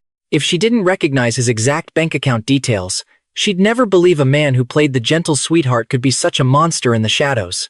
At 6 p.m., the sound of a father and daughter laughing echoed outside the house. But the second the door swung open and he spotted Seraphina waiting on the sofa, Barnaby's smug smile instantly vanished. Poppy ran over joyfully, ready to dive right into Seraphina's arms. Mommy! But before the kid could even reach her, she noticed 2 serious-looking cops flanking the room. Barnaby forced a horribly stiff, awkward smile. Seraphina, honey, why didn't you give me a heads up that you were coming home? Poppy shrank behind Barnaby's leg in total fear. Daddy, Mommy, who are those scary men? Barnaby shook his head, keeping up that fake smile as he cautiously approached Seraphina. But right as he tried to sit down beside her, the laptop on the coffee table suddenly blasted an audio clip. Barnaby paid us to hit the hospital, snatch Evander on the down low, and drag him out to the cliff. He was the one who shoved him off. We had nothing to do with the murder. Before the thug could even finish his sentence, Barnaby scrambled and shakily paused the audio, his face turning dead chalk white. He looked up, eyes bloodshot, meeting Seraphina's venomous glare. He slowly reached out, trying to grab her hand. Seraphina, where on earth did you get this fake recording? Did Evander hire someone just to frame me? But before his filthy fingers could even touch her, Seraphina violently jerked away. She grabbed the massive stack of evidence and hurled it directly into his lying face. Oh yeah? Then what about these? Go ahead, explain this. Scattered across the floor was solid proof that Barnaby had bribed the banquet staff to crash my birthday party. There were also documents proving he faked his own daughter's kidnapping just to pin the blame on me. And the cherry on top? The literal bank transfers proving he hired thugs to kidnap and murder me. This absolute avalanche of evidence caught Barnaby completely off guard. His voice cracked in a frantic panic. Seraphina, baby, please, just let me explain. Poppy lunged forward, bawling her eyes out. Please don't yell at Daddy. Daddy isn't a bad guy. Seraphina lowered her eyes, staring at the clueless little brat before her, but heartlessly shook her off. She stood up tall, looking down at the pathetic duo. Barnaby, I used to think you were this sweet, understanding guy. Now I see I was just completely blind. I've already called the cops. I'm going to make sure you rot in hell and pay the price you deserve. With that, she turned her back on him. Her aura was so dark and oppressive, it sucked the air right out of the room. As Seraphina walked away, Barnaby scrambled across the floor, choking on his pathetic sobs. Seraphina, please, I just didn't want to lose you. I didn't mean for this to happen. I've been raising our girl since she was born. Just give me one more chance. I'm begging you. But Seraphina just sneered, violently shoving him off before slapping him brutally across the face. Her eyes were bloodshot, pure fury exploding from her chest. So, this is the wonderful kid you raised? Barnaby, I told you a long time ago exactly how important Evander was to me. But you just couldn't leave well enough alone, and you actually murdered him. Well, guess what? You're not the only one paying for this. I'm shipping the kid abroad to let someone else teach her some real manners. And as for you, you're going to get exactly what you deserve. Poppy crawled over crying, trying to push her away. Let go of my daddy, you bad mommy. But the little girl's strength was absolutely nothing compared to hers. The chaotic noise made her snap. Losing her patience, she forcefully shoved the crying kid away. Without missing a beat, she raised her hand, signaling the muscle to drag him outside. Barnaby slumped onto the cold floor, looking up at her with bloodshot, desperate eyes. His aggrieved, pathetic expression instantly morphed into something savage. He glared at Seraphina's back and cursed her viciously. Seraphina, you're trying to wash your hands clean now and pin all the blame on me. Don't you dare forget. You were the one who stepped out on your marriage and had a kid with me. You were the one who betrayed Evander first. What kind of saint do you think you are, Seraphina? Did you seriously think Evander would stick around with you? Ha ha ha! He reached out to me ages ago and played you into signing those divorce papers. He planned on dumping you a long time ago. His voice was piercingly shrill, his eyes bulging with busted blood vessels, brimming with pure hatred. Seraphina, get back here. If you dare treat me like this, karma is going to get you. What goes around comes around. You will pay for this. The muffled curses behind her and the little girl's wailing grew fainter. Seraphina's face turned an even sicker shade of green. She clenched her fists so hard, her knuckles popped. Deal with them as soon as possible. Dropping that ice-cold order, Seraphina hit the gas and drove off. All along the drive, Barnaby's toxic words played on a loop in her brain. Divorce papers. Tricked her into signing. Suddenly, a cold realization washed over her. When she pulled up to her house, she spotted a package sitting at the front door. Tearing it open, her pupils shrank in pure shock. The words divorce agreement leaped off the page, way too blinding for her to process. And when she flipped it open to see the signature, it suddenly hit her like a ton of bricks. So, that was exactly why I had met up with Barnaby. Barnaby had used the excuse of buying insurance for the kid to scam her into signing the contract. Her mind raced back to every little interaction we had over the past month, frantically pinpointing exactly when I started piecing the ugly truth together. Looking back, from very early on, I had started putting up walls, avoiding spending any time with her, and she hadn't noticed a damn thing. Walking into the sprawling villa, staring at every single corner that once held the shadows of the two of us, Seraphina's eyes turned red and tears streamed down her face. She had truly, irreversibly lost me. After wiping her hands clean of Barnaby and Poppy, Seraphina hid away in a dark, tiny corner of the villa's master bedroom. In the dim room, she slipped into a fever dream. It was a confession from way before we ever got together. Back then, with a fresh, youthful face and eyes full of stars, I looked at her and said, Seraphina, I've liked you for a really long time. Be with me, okay? She said yes, but the scene violently shifted, and my face was completely covered in tears. Seraphina, you betrayed me. I won't let you off even if I turn into a vengeful ghost. After waking up, she fell severely ill. Stumbling around the massive, empty house, she couldn't even find the medicine cabinet. Scrolling blindly through food delivery apps, she had no clue what medicine she was even supposed to take.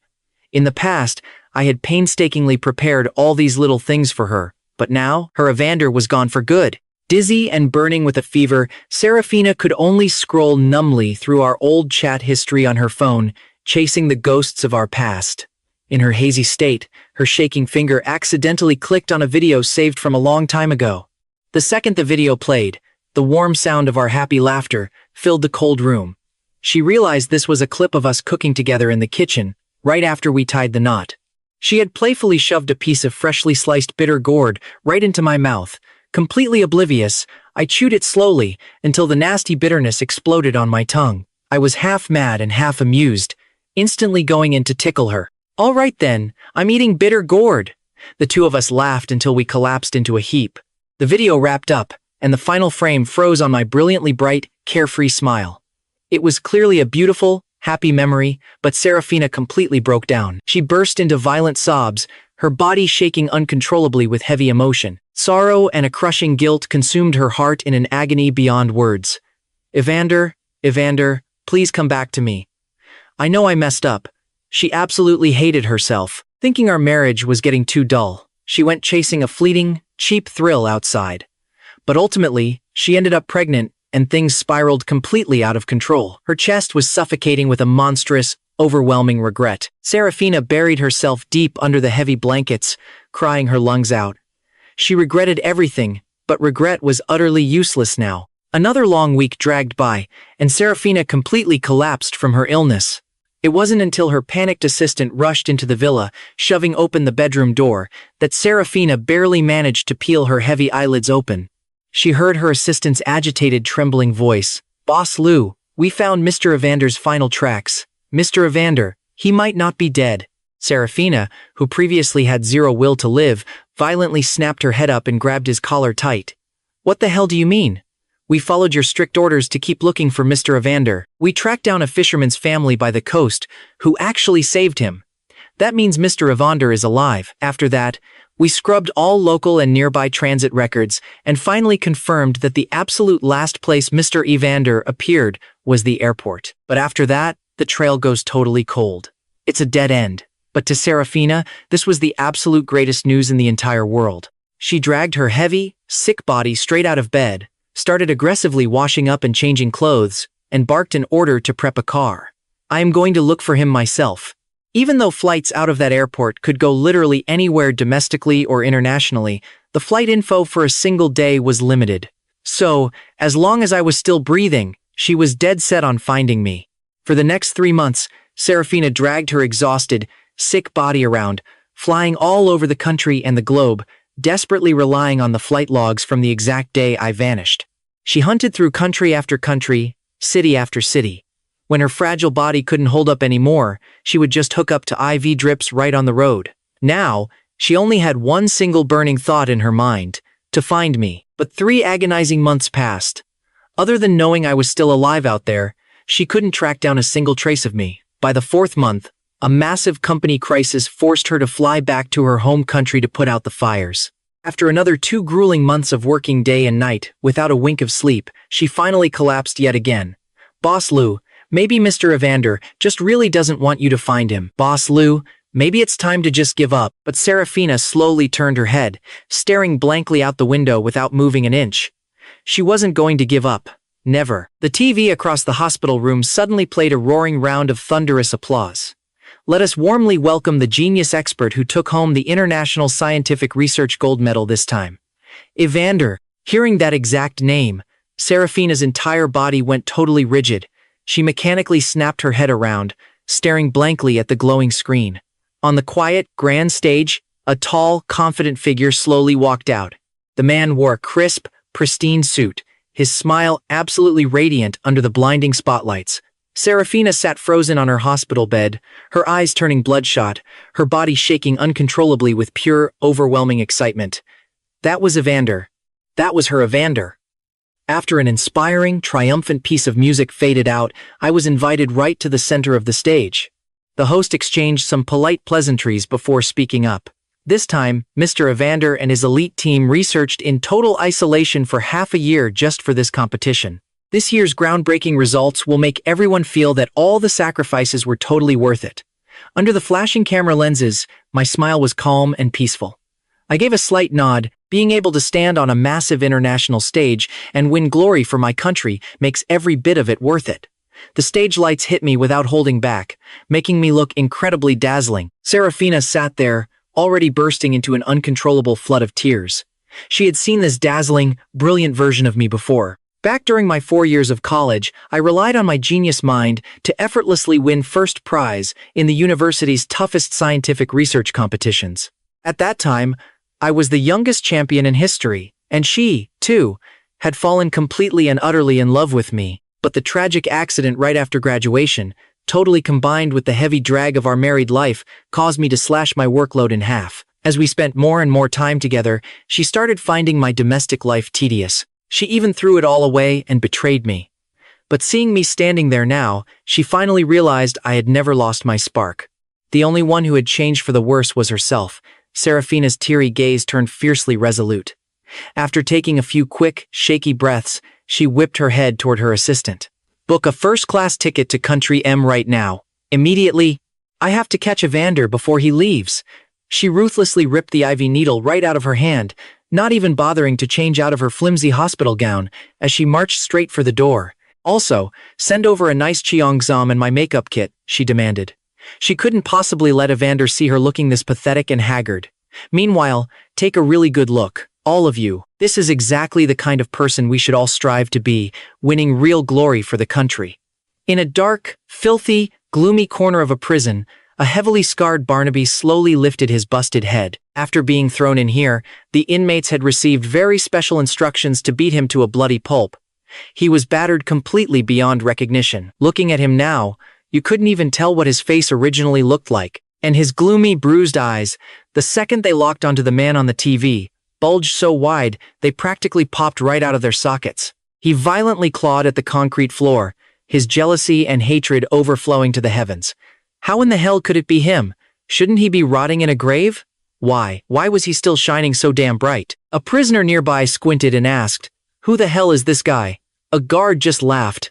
"That's Mr. Evander, the absolute genius who just represented the country in a massive scientific research competition and took home the championship." Hearing those words, Barnaby threw himself at the monitor in a blind rage. "You absolute bastard!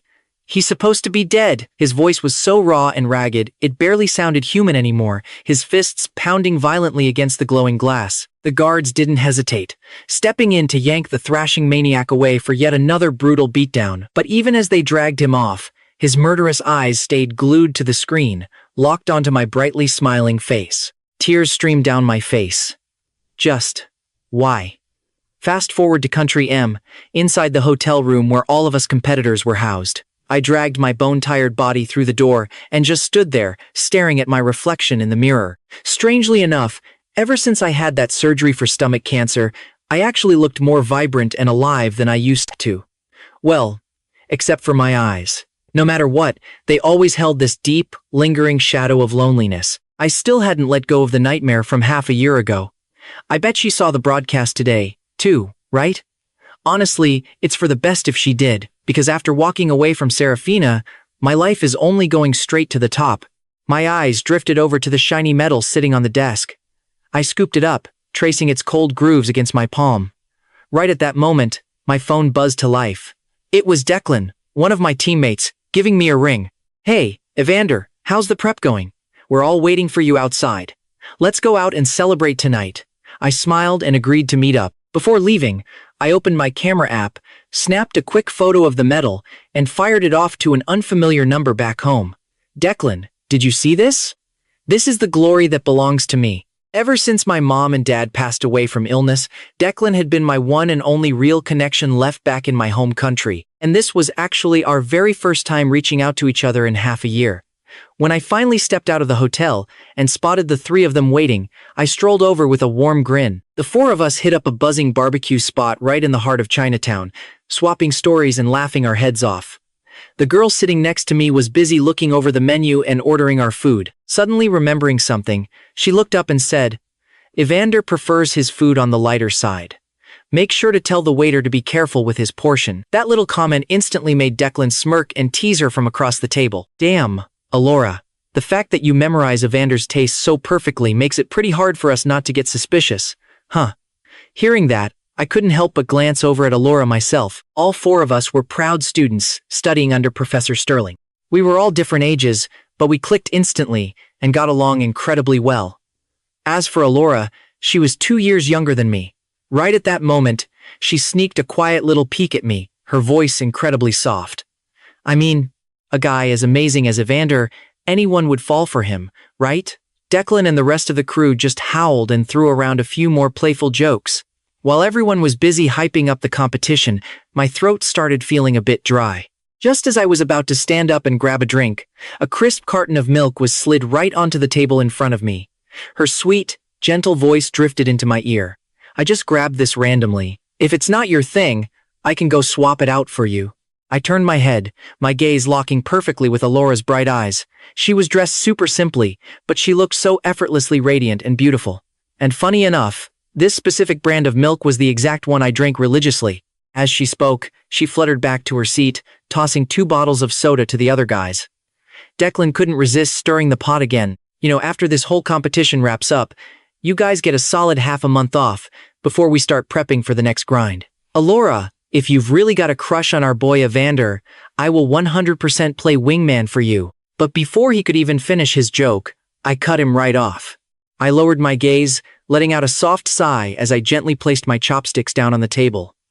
When I looked back up, a calm, unbothered smile was painted on my face. Look, right now, I just want to pour all my energy into prepping for our next research project. I'm honestly not interested in anything else, and I really don't want to date anyone. The warm, buzzing atmosphere of the table instantly nosedived into an awkward chill. Declan hurriedly grabbed my arm. Dude, is it still because of Elara? Quickly flashed a smile and jumped in to smooth things over. All right, relax. I wasn't reading too much into it anyway. Just looking out for a teammate. Come on everyone, stop overthinking it. She turned her gentle eyes to me. Evander, seriously, don't feel pressured. I gave her a small, grateful nod. Slowly but surely, the vibe at the table livened up again. But of course, in the midst of the laughter, no one caught the heavy, crushing disappointment hiding deep inside Elara's eyes. Suddenly, a frantic figure dashed out of nowhere, stopping me dead in my tracks. The woman's voice was completely ragged and exhausted, yet her eyes were overflowing with pure, unadulterated joy. Evander, I finally found you. I stood utterly rooted to the pavement in shock, staring at the woman standing right in front of me, Seraphina. She was wearing a traditional Cheongsam dress, but it looked entirely wrong. Gone was her fiercely toned, gorgeous hourglass figure from the past. The exact same dress size now draped loosely over her frail frame, and that brilliantly captivating face I once knew was now haggard, pale, and bitter. Her eyes were brimming with tears as she stared at me, the man she had desperately missed day and night, finally standing right in front of her. She looked like she couldn't wait another second to rush into my arms. Right then and there, her only desperate instinct was to walk up, grab me tight, hug me, and pour out every single ounce of her agonizing longing and regret from the past 6 months. But before she could so much as lay a finger on me, her path was completely blocked by a woman she had never seen before. Elara's petite figure stood fiercely and resolutely in front of me, glaring warily at Seraphina like a protective shield. Excuse me, miss, but may I ask what exactly your business is here? Seraphina furrowed her brows in deep annoyance, marching straight ahead to violently shove Elara out of the way. Get out of my way, I need to speak to my husband. The second those words dropped, a massive shockwave hit everyone around us. My teammates stared at me in total, wide-eyed disbelief, before quickly snapping back to reality. The entire street seemed to plunge into a dead, suffocating silence. I just stared at the broken woman standing right in front of me. I genuinely couldn't even put into words the messy storm of emotions I was feeling. But I forced myself to step forward anyway, meeting Seraphina's desperate, pleading gaze head-on. Seraphina looked up at me with a manic, wild excitement. Her exhausted, long-dimmed eyes suddenly sparked with a brilliant, hopeful light. Evander, I finally found you. These past 6 months, there wasn't a single waking day that I wasn't desperately searching for you. I scoured so many cities, and today, I finally found you. Every single day, I told myself that the second I saw your face again, I absolutely had to pour my heart out and tell you everything. Evander, please, just come back home with me, okay? This was the same terrifying woman who used to command the entire business world with an iron fist. And now she was practically groveling in the dirt. But looking at her pitiful state, my heart didn't feel a single, solitary ripple of emotion. When I spoke, my voice was absolute ice. I never want to see your face again, Seraphina. Stop disrupting my peace.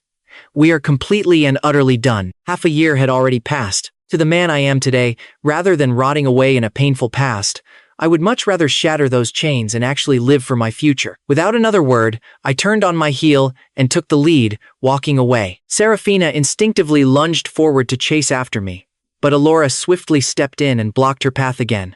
Elara's normally sweet, gentle face turned ice-cold as she delivered a harsh warning. Didn't you hear the man? Right now, he wants absolutely nothing to do with you. Dropping that final warning, Elara spun around and followed me.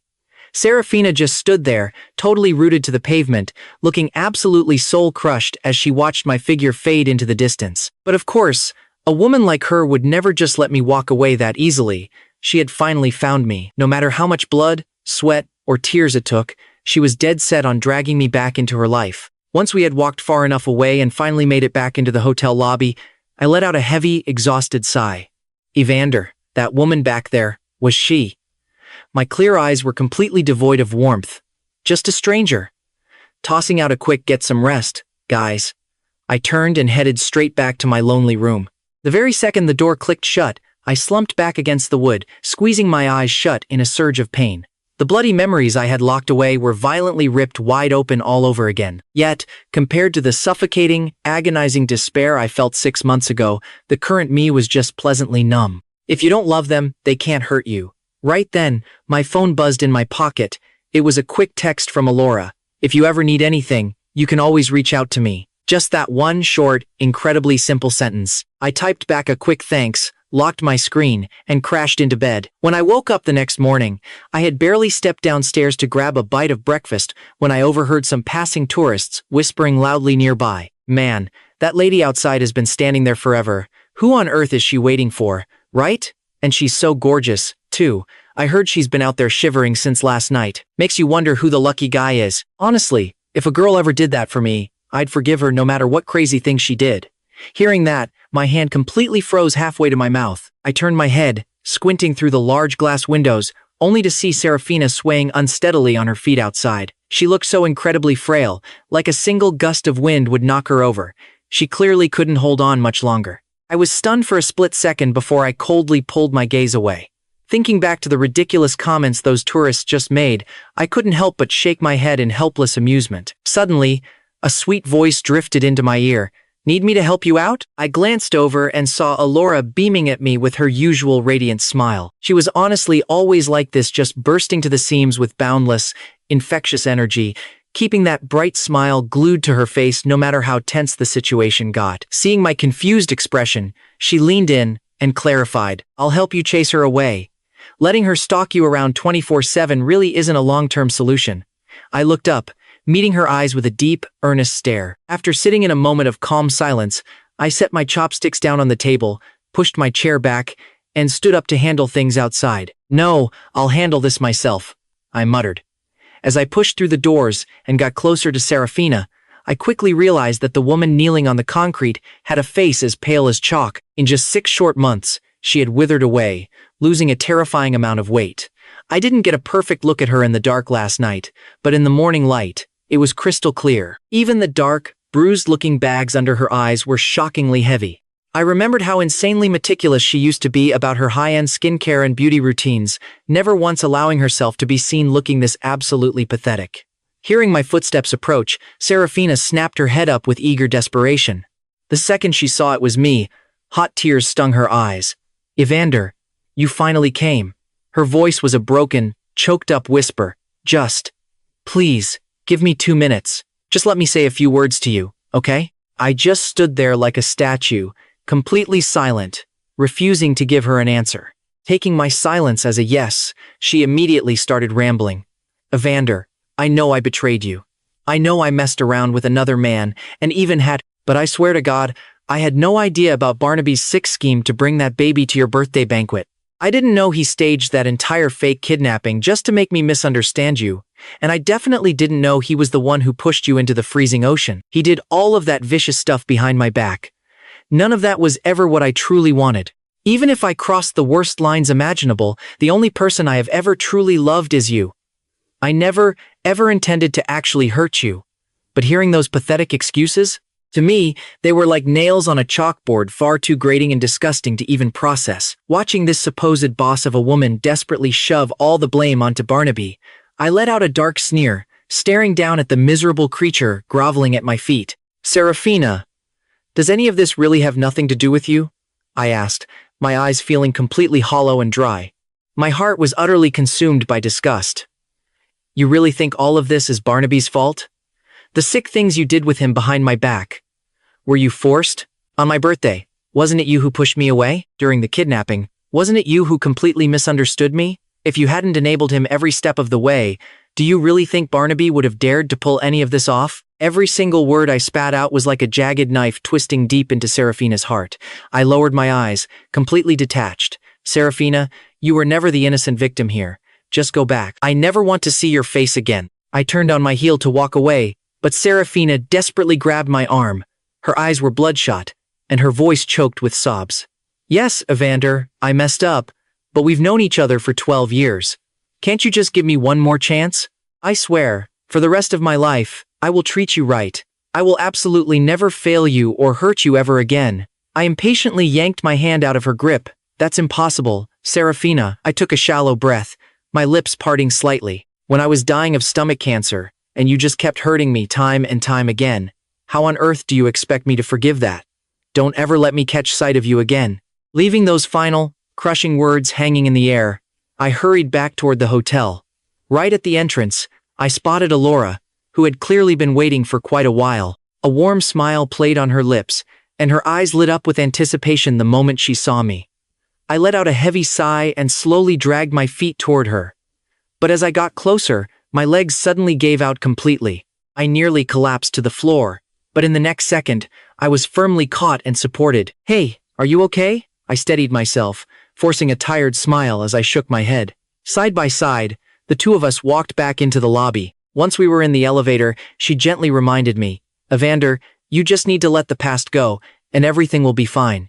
We have a major interview to attend back home in a couple of days. If you're stressed about anything at all, just talk to me. I shifted uncomfortably, turning my head away to remind her, you know I'm really not looking to date anyone right now. Elara just smiled warmly and explained, hey, we've been through way too many hardships to get to where we are now. As your friend, lending a helping hand when you're struggling is exactly what I'm supposed to do.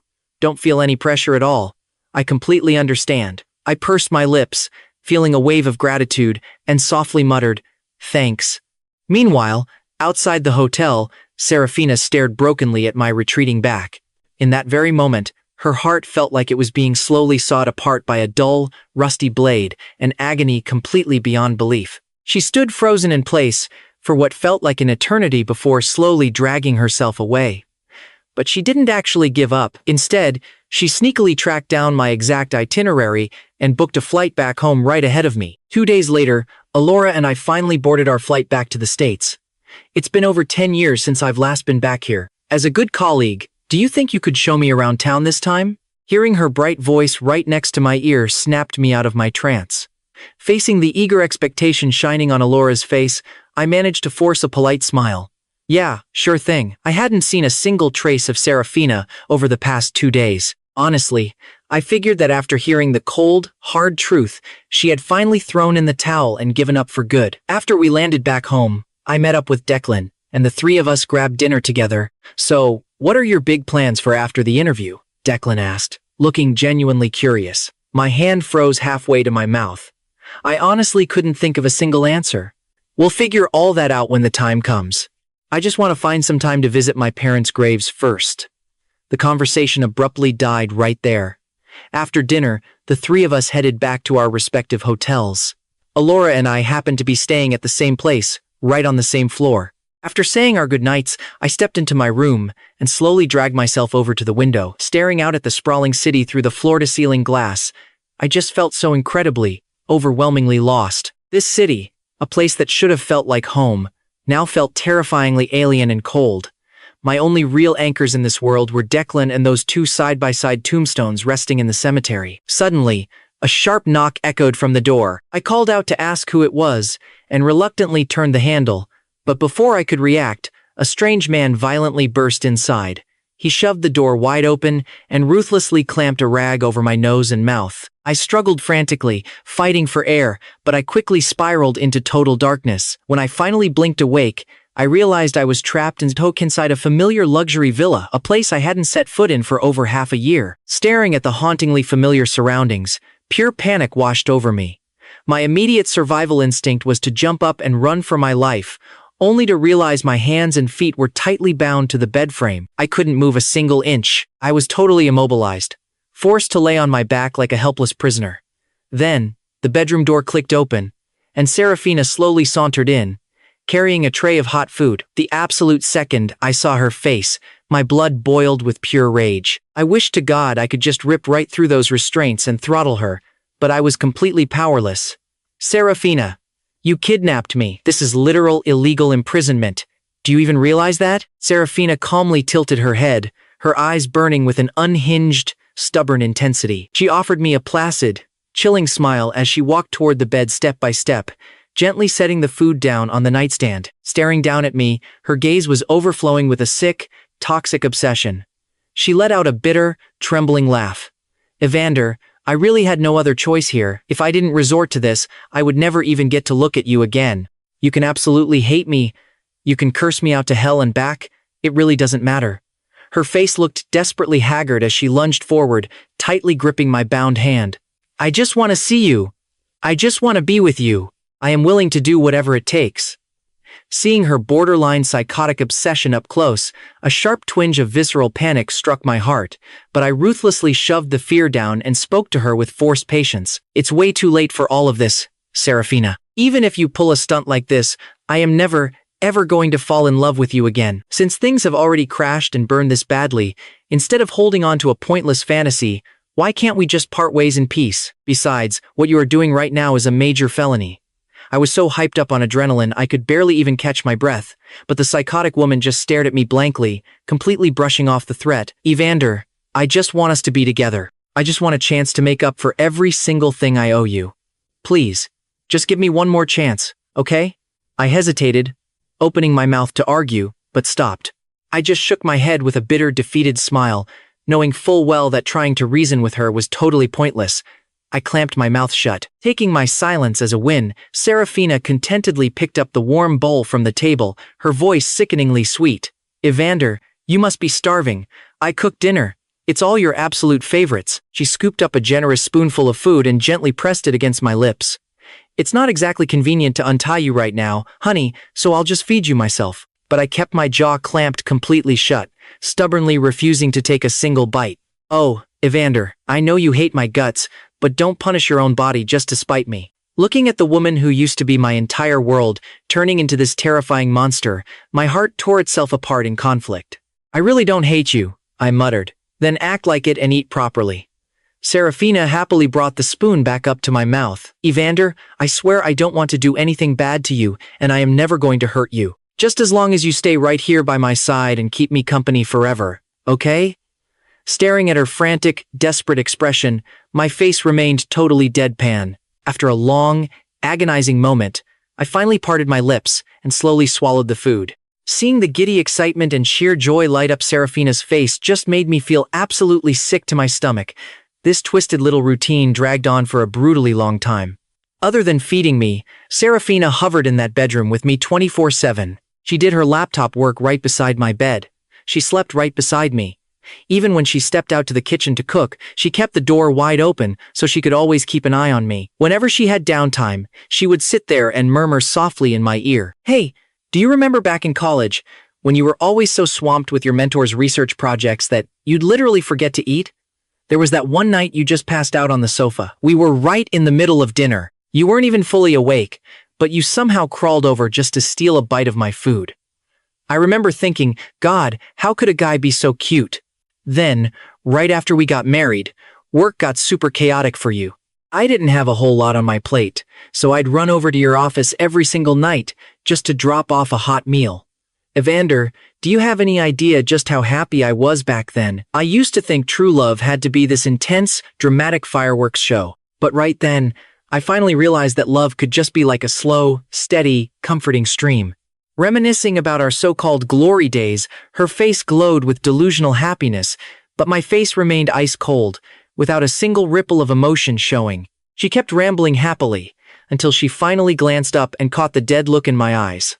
Her smile immediately dropped, replaced by a dazed, heartbroken disappointment. "Evander, do you really not remember any of this?" My voice was terrifyingly low.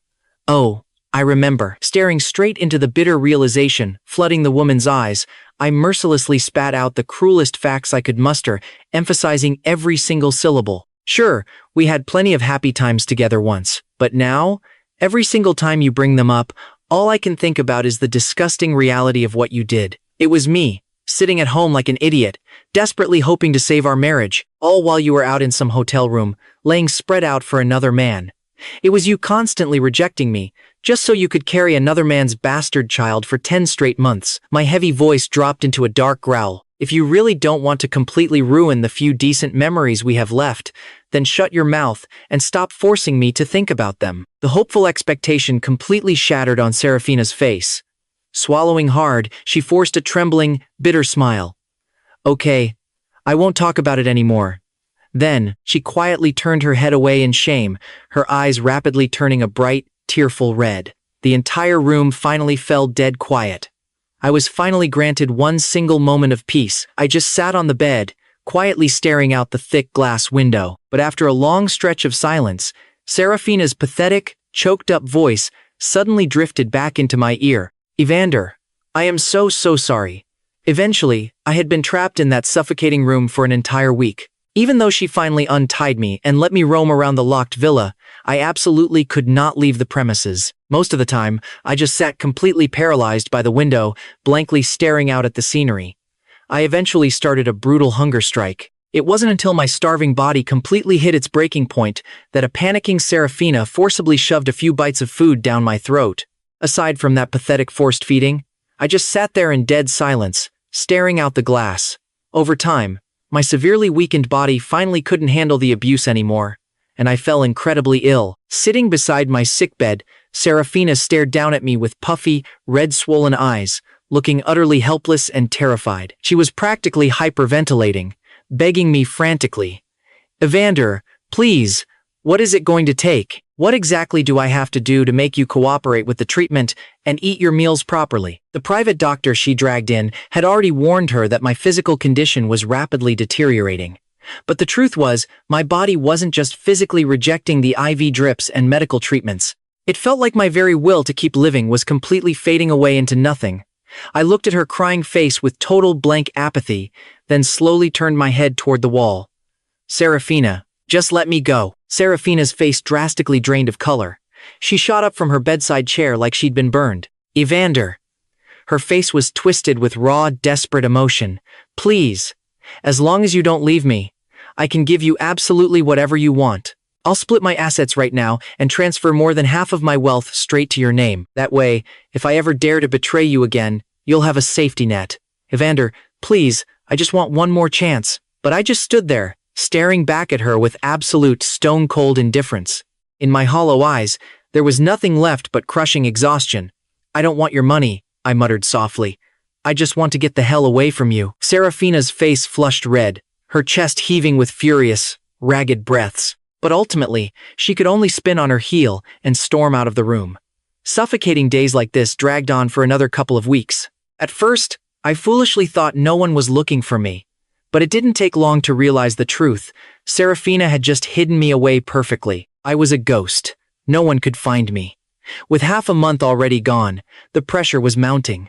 I absolutely had to attend the next round of competition training in 4 days. But right now, I was trapped. The sudden click of the door opening snapped me out of my thoughts.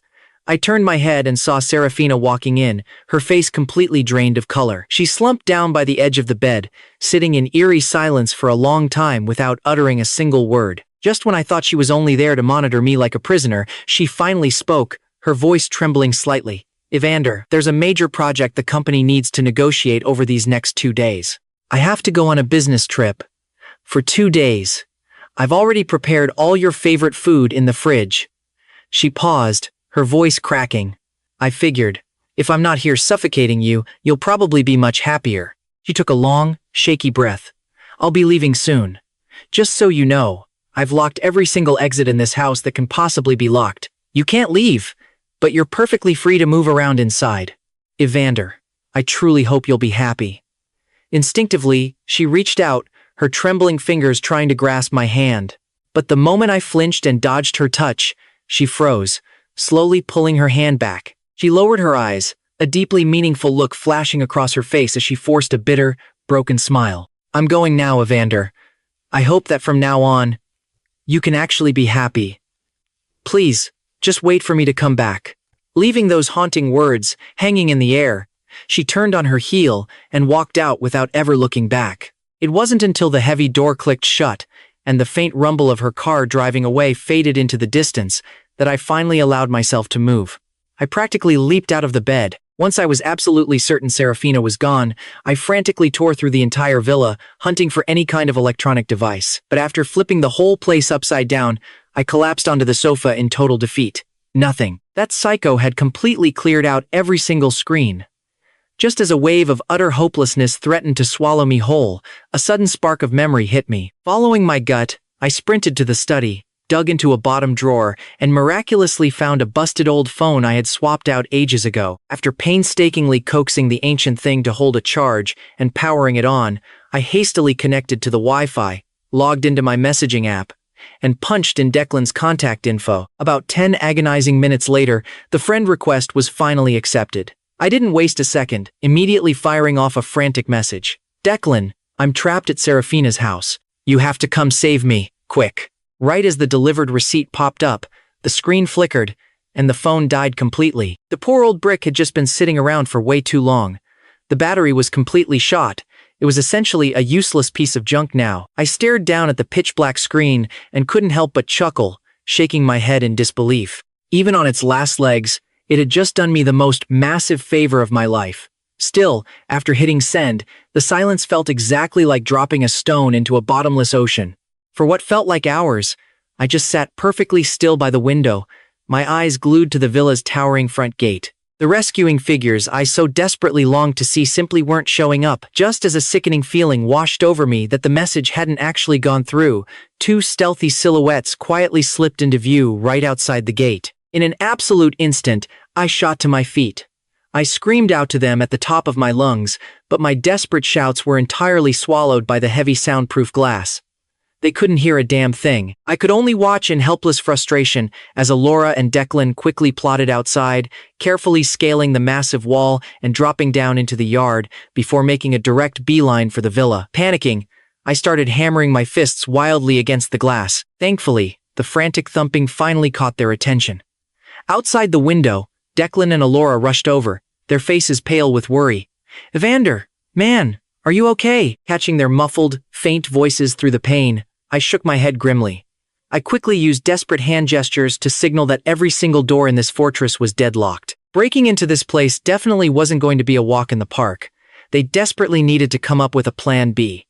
Out in the yard, Declan looked around with absolute exasperation. "Damn it, looks like we've got a brainstorm away inside." Beside him, Elara furrowed her brows deeply, her intense gaze locking onto mine. If Evander said all the doors here were bolted shut, she knew that aside from Seraphina herself, there was probably zero chance of picking those locks. Staring through the glass at my sunken, skinny face and sickly pale complexion, a look of unbearable heartache washed over her features. Ripping her gaze away, her sharp eyes instantly locked onto a heavy, jagged rock sitting in the landscaping nearby. She marched over, scooped it up without a second thought, and met my eyes fiercely. Raising her free hand, she gave me a sharp, urgent signal.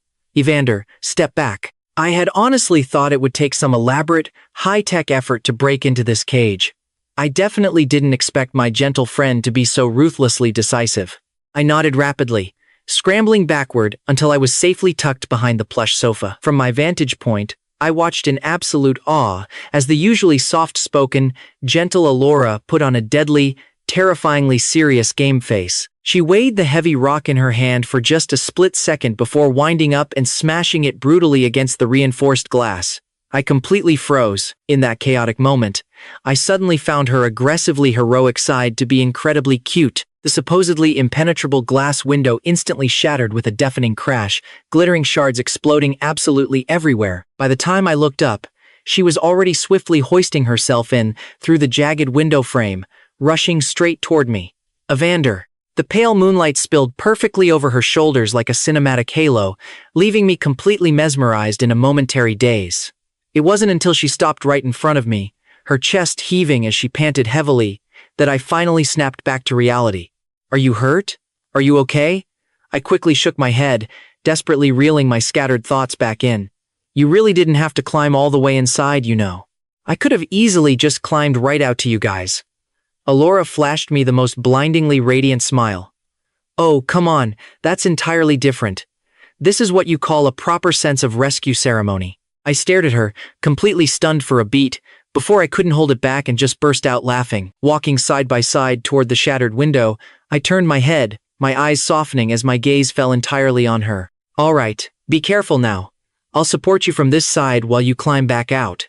If I was being honest, this was actually the very first time I truly appreciated the incredible person standing right in front of me. Back at the training base, she was always hovering, taking care of me down to the absolute finest detail, yet I had never once bothered to properly respond. I had been so blind. I never realized she had truly never left my side. After carefully helping Elara back over the dangerous windowsill, the three of us sprinted straight for the perimeter wall. But facing down a concrete barrier much taller than a grown man, Elara scrambled and tried several times, slipping and failing to pull herself over. Seeing that Declan had already effortlessly vaulted over to the other side, she was visibly starting to panic. But with her petite, fragile frame, she simply didn't have the explosive upper body strength, helplessly sliding back down time and time again. Suddenly, my deep, steadying voice cut through her panic. Hey! Step on my shoulders to get up. Elara snapped out of her anxious daze, looking down to see me already crouching solidly beside her, ready to bear her weight. I firmly patted my thigh, holding her gaze with unwavering determination. Instantly, a deeply comforting, warm current flowed straight through Elara's chest, and the bridge of her nose stung with sudden emotion.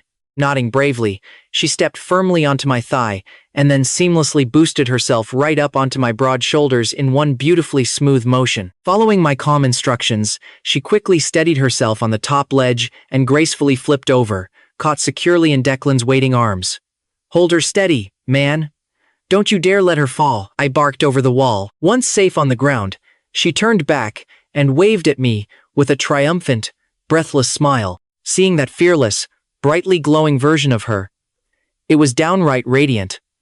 I stood there in the shadows, feeling undeniably mesmerized. The current me was nothing but a broken man, violently forced into the suffocating cage of a failed, toxic marriage. But Elara and Declan, they were like God-sent heroes, violently breaching the heavily guarded prison walls just to drag me out of my hellish predicament.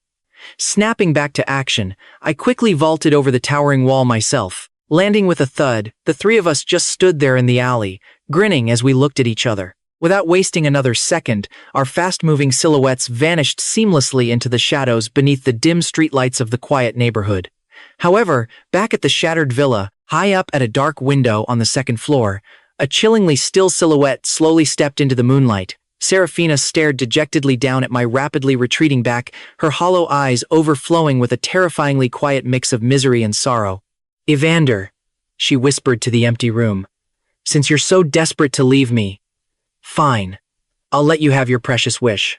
Later, sitting in the cramped car ride back to the city, the atmosphere was thick and completely silent. Glancing over from the driver's seat, Declan let out a heavy, painfully ragged sigh of pure heartache. Jesus, Evander, just look at yourself, man. You're practically nothing but skin and bones now. It literally hurts my soul just looking at you. I offered him a tired, weak smile, trying to softly comfort my furious best friend. Hey, I'm perfectly fine now, I promise. This will never happen again. Declan's eyes flared with protective anger as he looked up. Screw that. We need to call the cops right now and have that crazy witch, Seraphina, thrown in a cell. But I just slowly shook my head. No, honestly, I just don't have the energy to deal with that nightmare anymore. We only have exactly 2 days left before the brutal training cycle starts all over again. I just want to taste some actual freedom for the little bit of time I have left." Hearing the utter exhaustion in my voice, Declan had absolutely no choice but to reluctantly agree. Once we finally pulled up and piled out of the car, I said a tired goodbye to Declan and quietly followed Elara back into the warmth of the hotel. We walked closely, shoulder to shoulder down the quiet hallway. Lowering my heavy eyes, I let the silence hang for a moment before I slowly spoke up. "Elara, seriously, thank you so much for everything today." I turned my head, my eyes perfectly locking with her incredibly gentle, warm gaze. "Evander, come on. We've known each other for way too long. You really don't ever need to act so formally polite with me." She paused, her tone shifting to something much more serious. "But listen, the day you vanished without a trace, Declan tried calling you 1,000,000 times. Honestly, my strongest advice is that wherever you decide to go over these next 2 days, you need to take me right there with you." I hesitated for a split second, my pride warring with logic, but remembering the cold, terrifyingly crazy look in Seraphina's eyes, I had absolutely no choice but to swallow my pride and agree. But just as I was casually pulling my gaze away, something caught the very corner of my eye, and I immediately spotted Elara's arm. A deep, dark frown crashed onto my face. Right as Elara was turning to head into her own room, I shot my hand out and grabbed her wrist tightly. Staring down at her badly torn sleeve and the bright, fresh blood steadily seeping through the fabric, my deep voice spiked with sudden urgency. "Damn it, you're bleeding. You're actually hurt." The corners of Elara's mouth just twitched up into a stubbornly brave little smile. "Oh, this? Seriously, it's totally fine. It's really not a big deal at all." I scowled, completely ignoring her weak protest as I quickly swiped my keycard, pushed open my hotel room door, and firmly motioned for her to follow. "Get in here. Come with me right now." Standing frozen in the doorway, gentle mine, gentle minds, gentle mix, jux, hevrace, gentle minds, tating frozen. In the doorway, Elara looked up, captivated by my crystal-clear gaze. She saw the rich, undeniable mix of hidden smiles and profound gentleness, swimming in my deep eyes. In that quiet, suspended moment, she seemed to find a sudden, blossoming happiness in her present self, finally relenting as she stepped inside into the warmth. Sitting her down on the plush hotel sofa, I gently and carefully rolled up her bloodied sleeve, popped open the room's first aid kit, and began meticulously cleaning the nasty gash for her. Man, it is a damn good thing I noticed this. There are still actual glass shards stuck in here. This definitely must have happened when you were wildly climbing through that shattered window. I frowned deeply, glancing up at her, inevitably drowning in a heavy wave of bitter self-blame and sharp heartache. God, this is entirely my fault for dragging you into this and making you get hurt like this. Look, I'll at least buy you a massive dinner to try and make up for it, I mumbled softly, keeping my focus locked on delicately plucking out the glass. When I was met with absolute silence and didn't get a single snarky response from Elara, I couldn't help but find it weirdly out of character. When I finally lifted my head, my breath hitched. I hadn't realized the physical distance between us had shrunk to almost nothing. Our eyes instantly locked. Up this incredibly close, I could vividly see the overwhelming gentleness and raw, absolute infatuation burning intensely in the beautiful woman's eyes. Facing that kind of scorching, undisguised affection left me feeling entirely out of my depth and completely unaccustomed. Realizing she had been caught staring, Elara quickly retracted her gaze, a somewhat shy, almost bittersweet smile touching her lips. But right before she could even formulate the words to speak, I pulled the medical tape taut and finally finished securely bandaging her wound. "All right, you can go back now." I stood there, my cheeks a little flushed, totally at a loss for what to do. Elara swallowed back whatever she was about to say. Instead, she just murmured, "Thanks," got up, and slowly walked toward the door. "Evander, if you're heading out tomorrow, come find me." Seeing me nod, she pushed the door open and stepped out. The second the door clicked shut, I just stared blankly at the empty room, my mind completely consumed by the lingering look in Elara's eyes. Suddenly, my thoughts drifted back to when I first joined that hellish secret research base. That was the very first time I met Elara. Even though we were total strangers, there was this undeniable, magnetic sense of familiarity between us. Honestly, I was in a terrifyingly dark place back then. Even while cooperating with their relentless research, I absolutely refused to speak a single word. It was Elara who finally broke the ice. She took the initiative, slowly introducing me to the others, pulling me out of my shell. Later on, Whenever I hit a wall, she was always right there, ready to help me tear it down. There was even a time when I was getting ganged up on, and she didn't hesitate for a second. She charged right in and fought them off for my sake. All these memories came flooding back. Moments from the past that I had carelessly brushed aside. And right now, my heart was beating out of my chest. For the next 2 days, the three of us just roamed the area. Then, on the night of the final day, I boarded an international flight right back to the base. That grueling training dragged on for another month or so. After that, we transferred to Country C to compete in the second round. On that blindingly bright stage, I was absolutely shining, and down in the crowd, Seraphina was clutching a bouquet of flowers, her eyes locked onto me, practically glowing with obsession. Over these past 2 months, she had ruthlessly cleared out her corporate schedule and hired a top-tier lawyer to draft a massive share transfer agreement. The deal was simple. The second I signed my name on the dotted line, 80% of her total assets would instantly become mine. She had it all perfectly planned out. The moment I won, she would offer me everything. She was going to voluntarily drop to one knee and pour her heart out. Evander, I love you. Please, just give me one more chance. Be with me, okay? Right at that moment, watching me dominate the dazzling stage, her head was spinning with this desperate fantasy. She paid absolutely zero attention to anyone else until I finally stepped off that podium. After the grueling introductions and the final score reveals, I completely crushed the competition, taking first place with a massive lead. The entire arena erupted into thunderous cheers. Seraphina beamed a brilliant smile, smoothing out her slightly wrinkled dress. Clutching all her meticulously prepared gifts, she marched straight toward the backstage area. Meanwhile, backstage, right after I delivered my acceptance speech and walked off, it was Elara who walked up to me, holding a gorgeous bouquet and a bright smile. She handed over the flowers, her voice trembling with sheer excitement. Evander, congratulations. Even without Declan here, you performed flawlessly. I smiled back, reaching out to take them. Catching Elara's infectious joy, my voice softened. Thank you. You snagged first place this time, too. You're seriously incredible. Elara's expression softened into something incredibly tender. Maybe it's just because having you pushing me makes me perform better than I ever thought possible. We were just chatting casually as we walked toward the exit. A single, witty remark from Elara had me laughing out loud, but that smile instantly froze the second I spotted Seraphina waiting for me in the distance.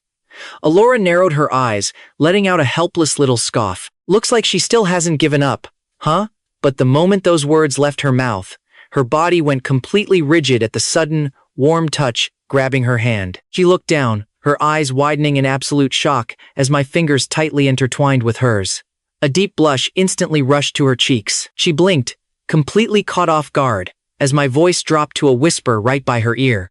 Elara, could you do me a huge favor? Be my girlfriend. A brilliant flash of joy completely lit up Elara's eyes, and she agreed without a single second of hesitation. I'd love to. She straightened her posture, gripping my hand just as tightly, and with a fiercely radiant smile, she led me straight toward Seraphina. Watching the woman beside me puff up her chest, proudly strutting like a peacock, my smile deepened, and my heart did a literal flip. Over this past month of being by her side, it felt like my walls were finally crumbling down. Even the agonizing trauma from my past seemed to be slowly fading away during this time. That is, until Seraphina excitedly rushed right up to me. Evander, just as she raised her hands to offer her flowers, her eyes locked onto the bouquet already resting in my arms and then dropped to my other hand, which was firmly locked with Elara's. Seraphina froze solid. Every single word she had obsessively rehearsed instantly choked and died in her throat. She forced her trembling lips to move. You, and her. What's your relationship? Elara flashed a victoriously happy smile. Before she could even answer, I pulled her snugly into my arms. Elara looked up, absolutely glowing with pride. I'm so sorry, Miss Liu. Evander is now my boyfriend. She dropped those last 2 words with heavy, deliberate emphasis. I looked down at Elara, completely dazed, a soft smile playing on my lips, and that one simple scene, it completely shattered Seraphina. Panic and total confusion washed over her face as she frantically stammered. No. How is that even possible? Evander, you're just faking this to get back at me, right? This is just some sick act the two of you are putting on. Her voice was violently shaking, heavy with absolute desperation. How could you possibly fall in love with someone else? I raised an eyebrow, glaring at Seraphina with pure displeasure. Seraphina, Why exactly can't I fall in love with someone else? But she just stubbornly insisted. No, I specifically had people look into it. You haven't been dating anyone at all. I know you hate me. I know you want to push me away, so you specifically dragged her in here to put on a show with you. She pleaded, Evander, I'm not even asking you to forgive me right now. Just give me a chance and let me pursue you again. She was completely dead set on the delusion that Elara and I couldn't possibly be real. Frantically, she whipped out the massive contract she had prepared. I came completely prepared this time. Look, this is a legally binding transfer agreement for 70% of all my assets. If I ever dare to betray you again, you can completely ruin my reputation. Evander, I swear I'm sincere, but glancing down at those ridiculous papers, I looked back up with a cold, mocking sneer. Seraphina, what on earth makes you so sure we're faking this? Without another word, I lowered my head, leaned right in, and kissed Elara square on the lips. Just like a pecking chick, a soft brush of the lips, and I quickly pulled back. Then, I slowly turned my gaze back to a completely devastated Seraphina. So, do you still think we're putting on an act? Seraphina couldn't utter a single syllable to answer that. Her eyes were completely bloodshot. She couldn't even muster a drop of anger anymore. Right now, her heart only held agonizing sorrow and pain. She slowly nodded, a bitterly pathetic smile cracking across her face. You don't need to wait for me. I really didn't expect you two to end up together. Her violently trembling hand slowly pulled back the contract and the flowers. The crushing bitterness in her throat made it almost impossible to speak. A heart full of desperate emotion ultimately boiled down to one utterly defeated sentence. I was way out of line today, Evander. As long as you're happy, I guess that's enough. She desperately choked back the tears threatening to spill, just standing there, completely unable to bear walking away. Staring at me right now, her mind was torturously flooded with every beautiful memory of our past. But reality was finally sinking in. She was going to lose me entirely. Elara snapped back to reality, her tone turning instantly hostile. Well, since you know you're out of line, then please leave immediately. If you try to pull another psycho stunt like last time, I swear I will call the cops. Elara's palms were sweating buckets, her heart hammering wildly against her ribs. I had just kissed her. The soft, lingering heat on her lips was making it impossible for her to recover. Seraphina's resentful gaze shifted, glaring at Elara with a sharpness like a blade. What does she even want? I cut in first, stepping between them.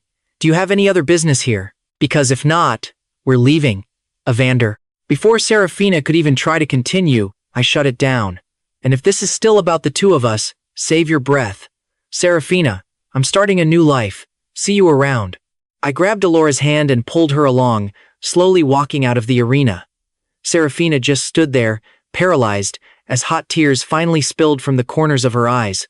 She mumbled under her breath, her voice breaking, Evander, please come back, okay? But no one would ever answer her again. It wasn't until our silhouettes completely vanished into the distance that Seraphina's rigid, trembling body gradually relaxed. She stumbled forward, walking out like a completely hollow, soulless husk. Glancing down at the useless flowers and documents in her hands, she finally understood that everything was just too late. It was so agonizingly clear. The last time we met, the two of us weren't even together yet. But now?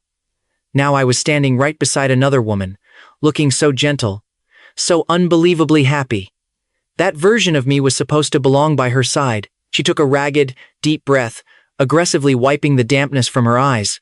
Her only thought in this agonizing moment was, if she could just turn back time to the day I returned to the country, she absolutely never would have let me go. Just because of that one stupid decision, she had lost me completely. Just as she dragged herself out of the venue, the phone in her pocket aggressively buzzed. She yanked it out in a desperate frenzy, a pathetic shred of hope, praying it was a call from me, telling her I regretted it. But the screen coldly flashed her assistant's name. The second she answered, her assistant's voice was frantic. Boss Lou. Miss Poppy ran away from home abroad, and now she's completely missing. We've mobilized a ton of people to track her down, but there's absolutely no trace of Miss Poppy anywhere. I had to let you know immediately. Seraphina rubbed her throbbing temples in an exhausted daze, replying coldly, What? Fine, got it. She immediately flagged down a random cab on the street, screaming at the driver to rush toward the airport. On the way, she had her driver specifically book the absolute earliest international flight out. Panting from a dead sprint, she hurriedly boarded the plane. Right before takeoff, Seraphina opened up our chat window and typed out one single, final message. Then, without a second of hesitation, she powered off her phone and stared straight ahead. As the plane roared into the sky, she stared out the window at the sprawling city below, painfully screwing her eyes shut. Goodbye, Evander. Evander. This time might truly be the last time we ever see each other. She silently prayed in her heart. Unfortunately, the person she was praying to would never see it. Back in the quiet of the cab ride to the hotel room, my phone buzzed with Seraphina's final text. Evander, I wish you happiness. Staring at those few short words, my heart did a strange, hollow skip. And then, I just sat there in total silence. Back at the hotel, muscle memory almost dragged me into my lonely room, but Elara gently grabbed my arm to stop me. Her soft eyes locked onto mine, filled with genuine concern. Evander, she said earnestly, I know you can't just erase years of history overnight, but you have to keep moving forward. That hit me. Hard. I finally snapped out of my daze, and a slow, genuine smile broke across my face. Without overthinking it, I caught her hand and gently pulled her along. Come inside. We need to talk. The heavy hotel door clicked shut behind us. I guided her down onto the sofa, and the sudden, suffocating silence immediately made her nervous. You could cut the tension with a knife. She opened her mouth to speak, but before a single word could escape, I suddenly closed the gap between us. My eyes locked onto hers, burning with a newfound clarity. Those past memories? I whispered, my gaze unwavering. They are completely gone.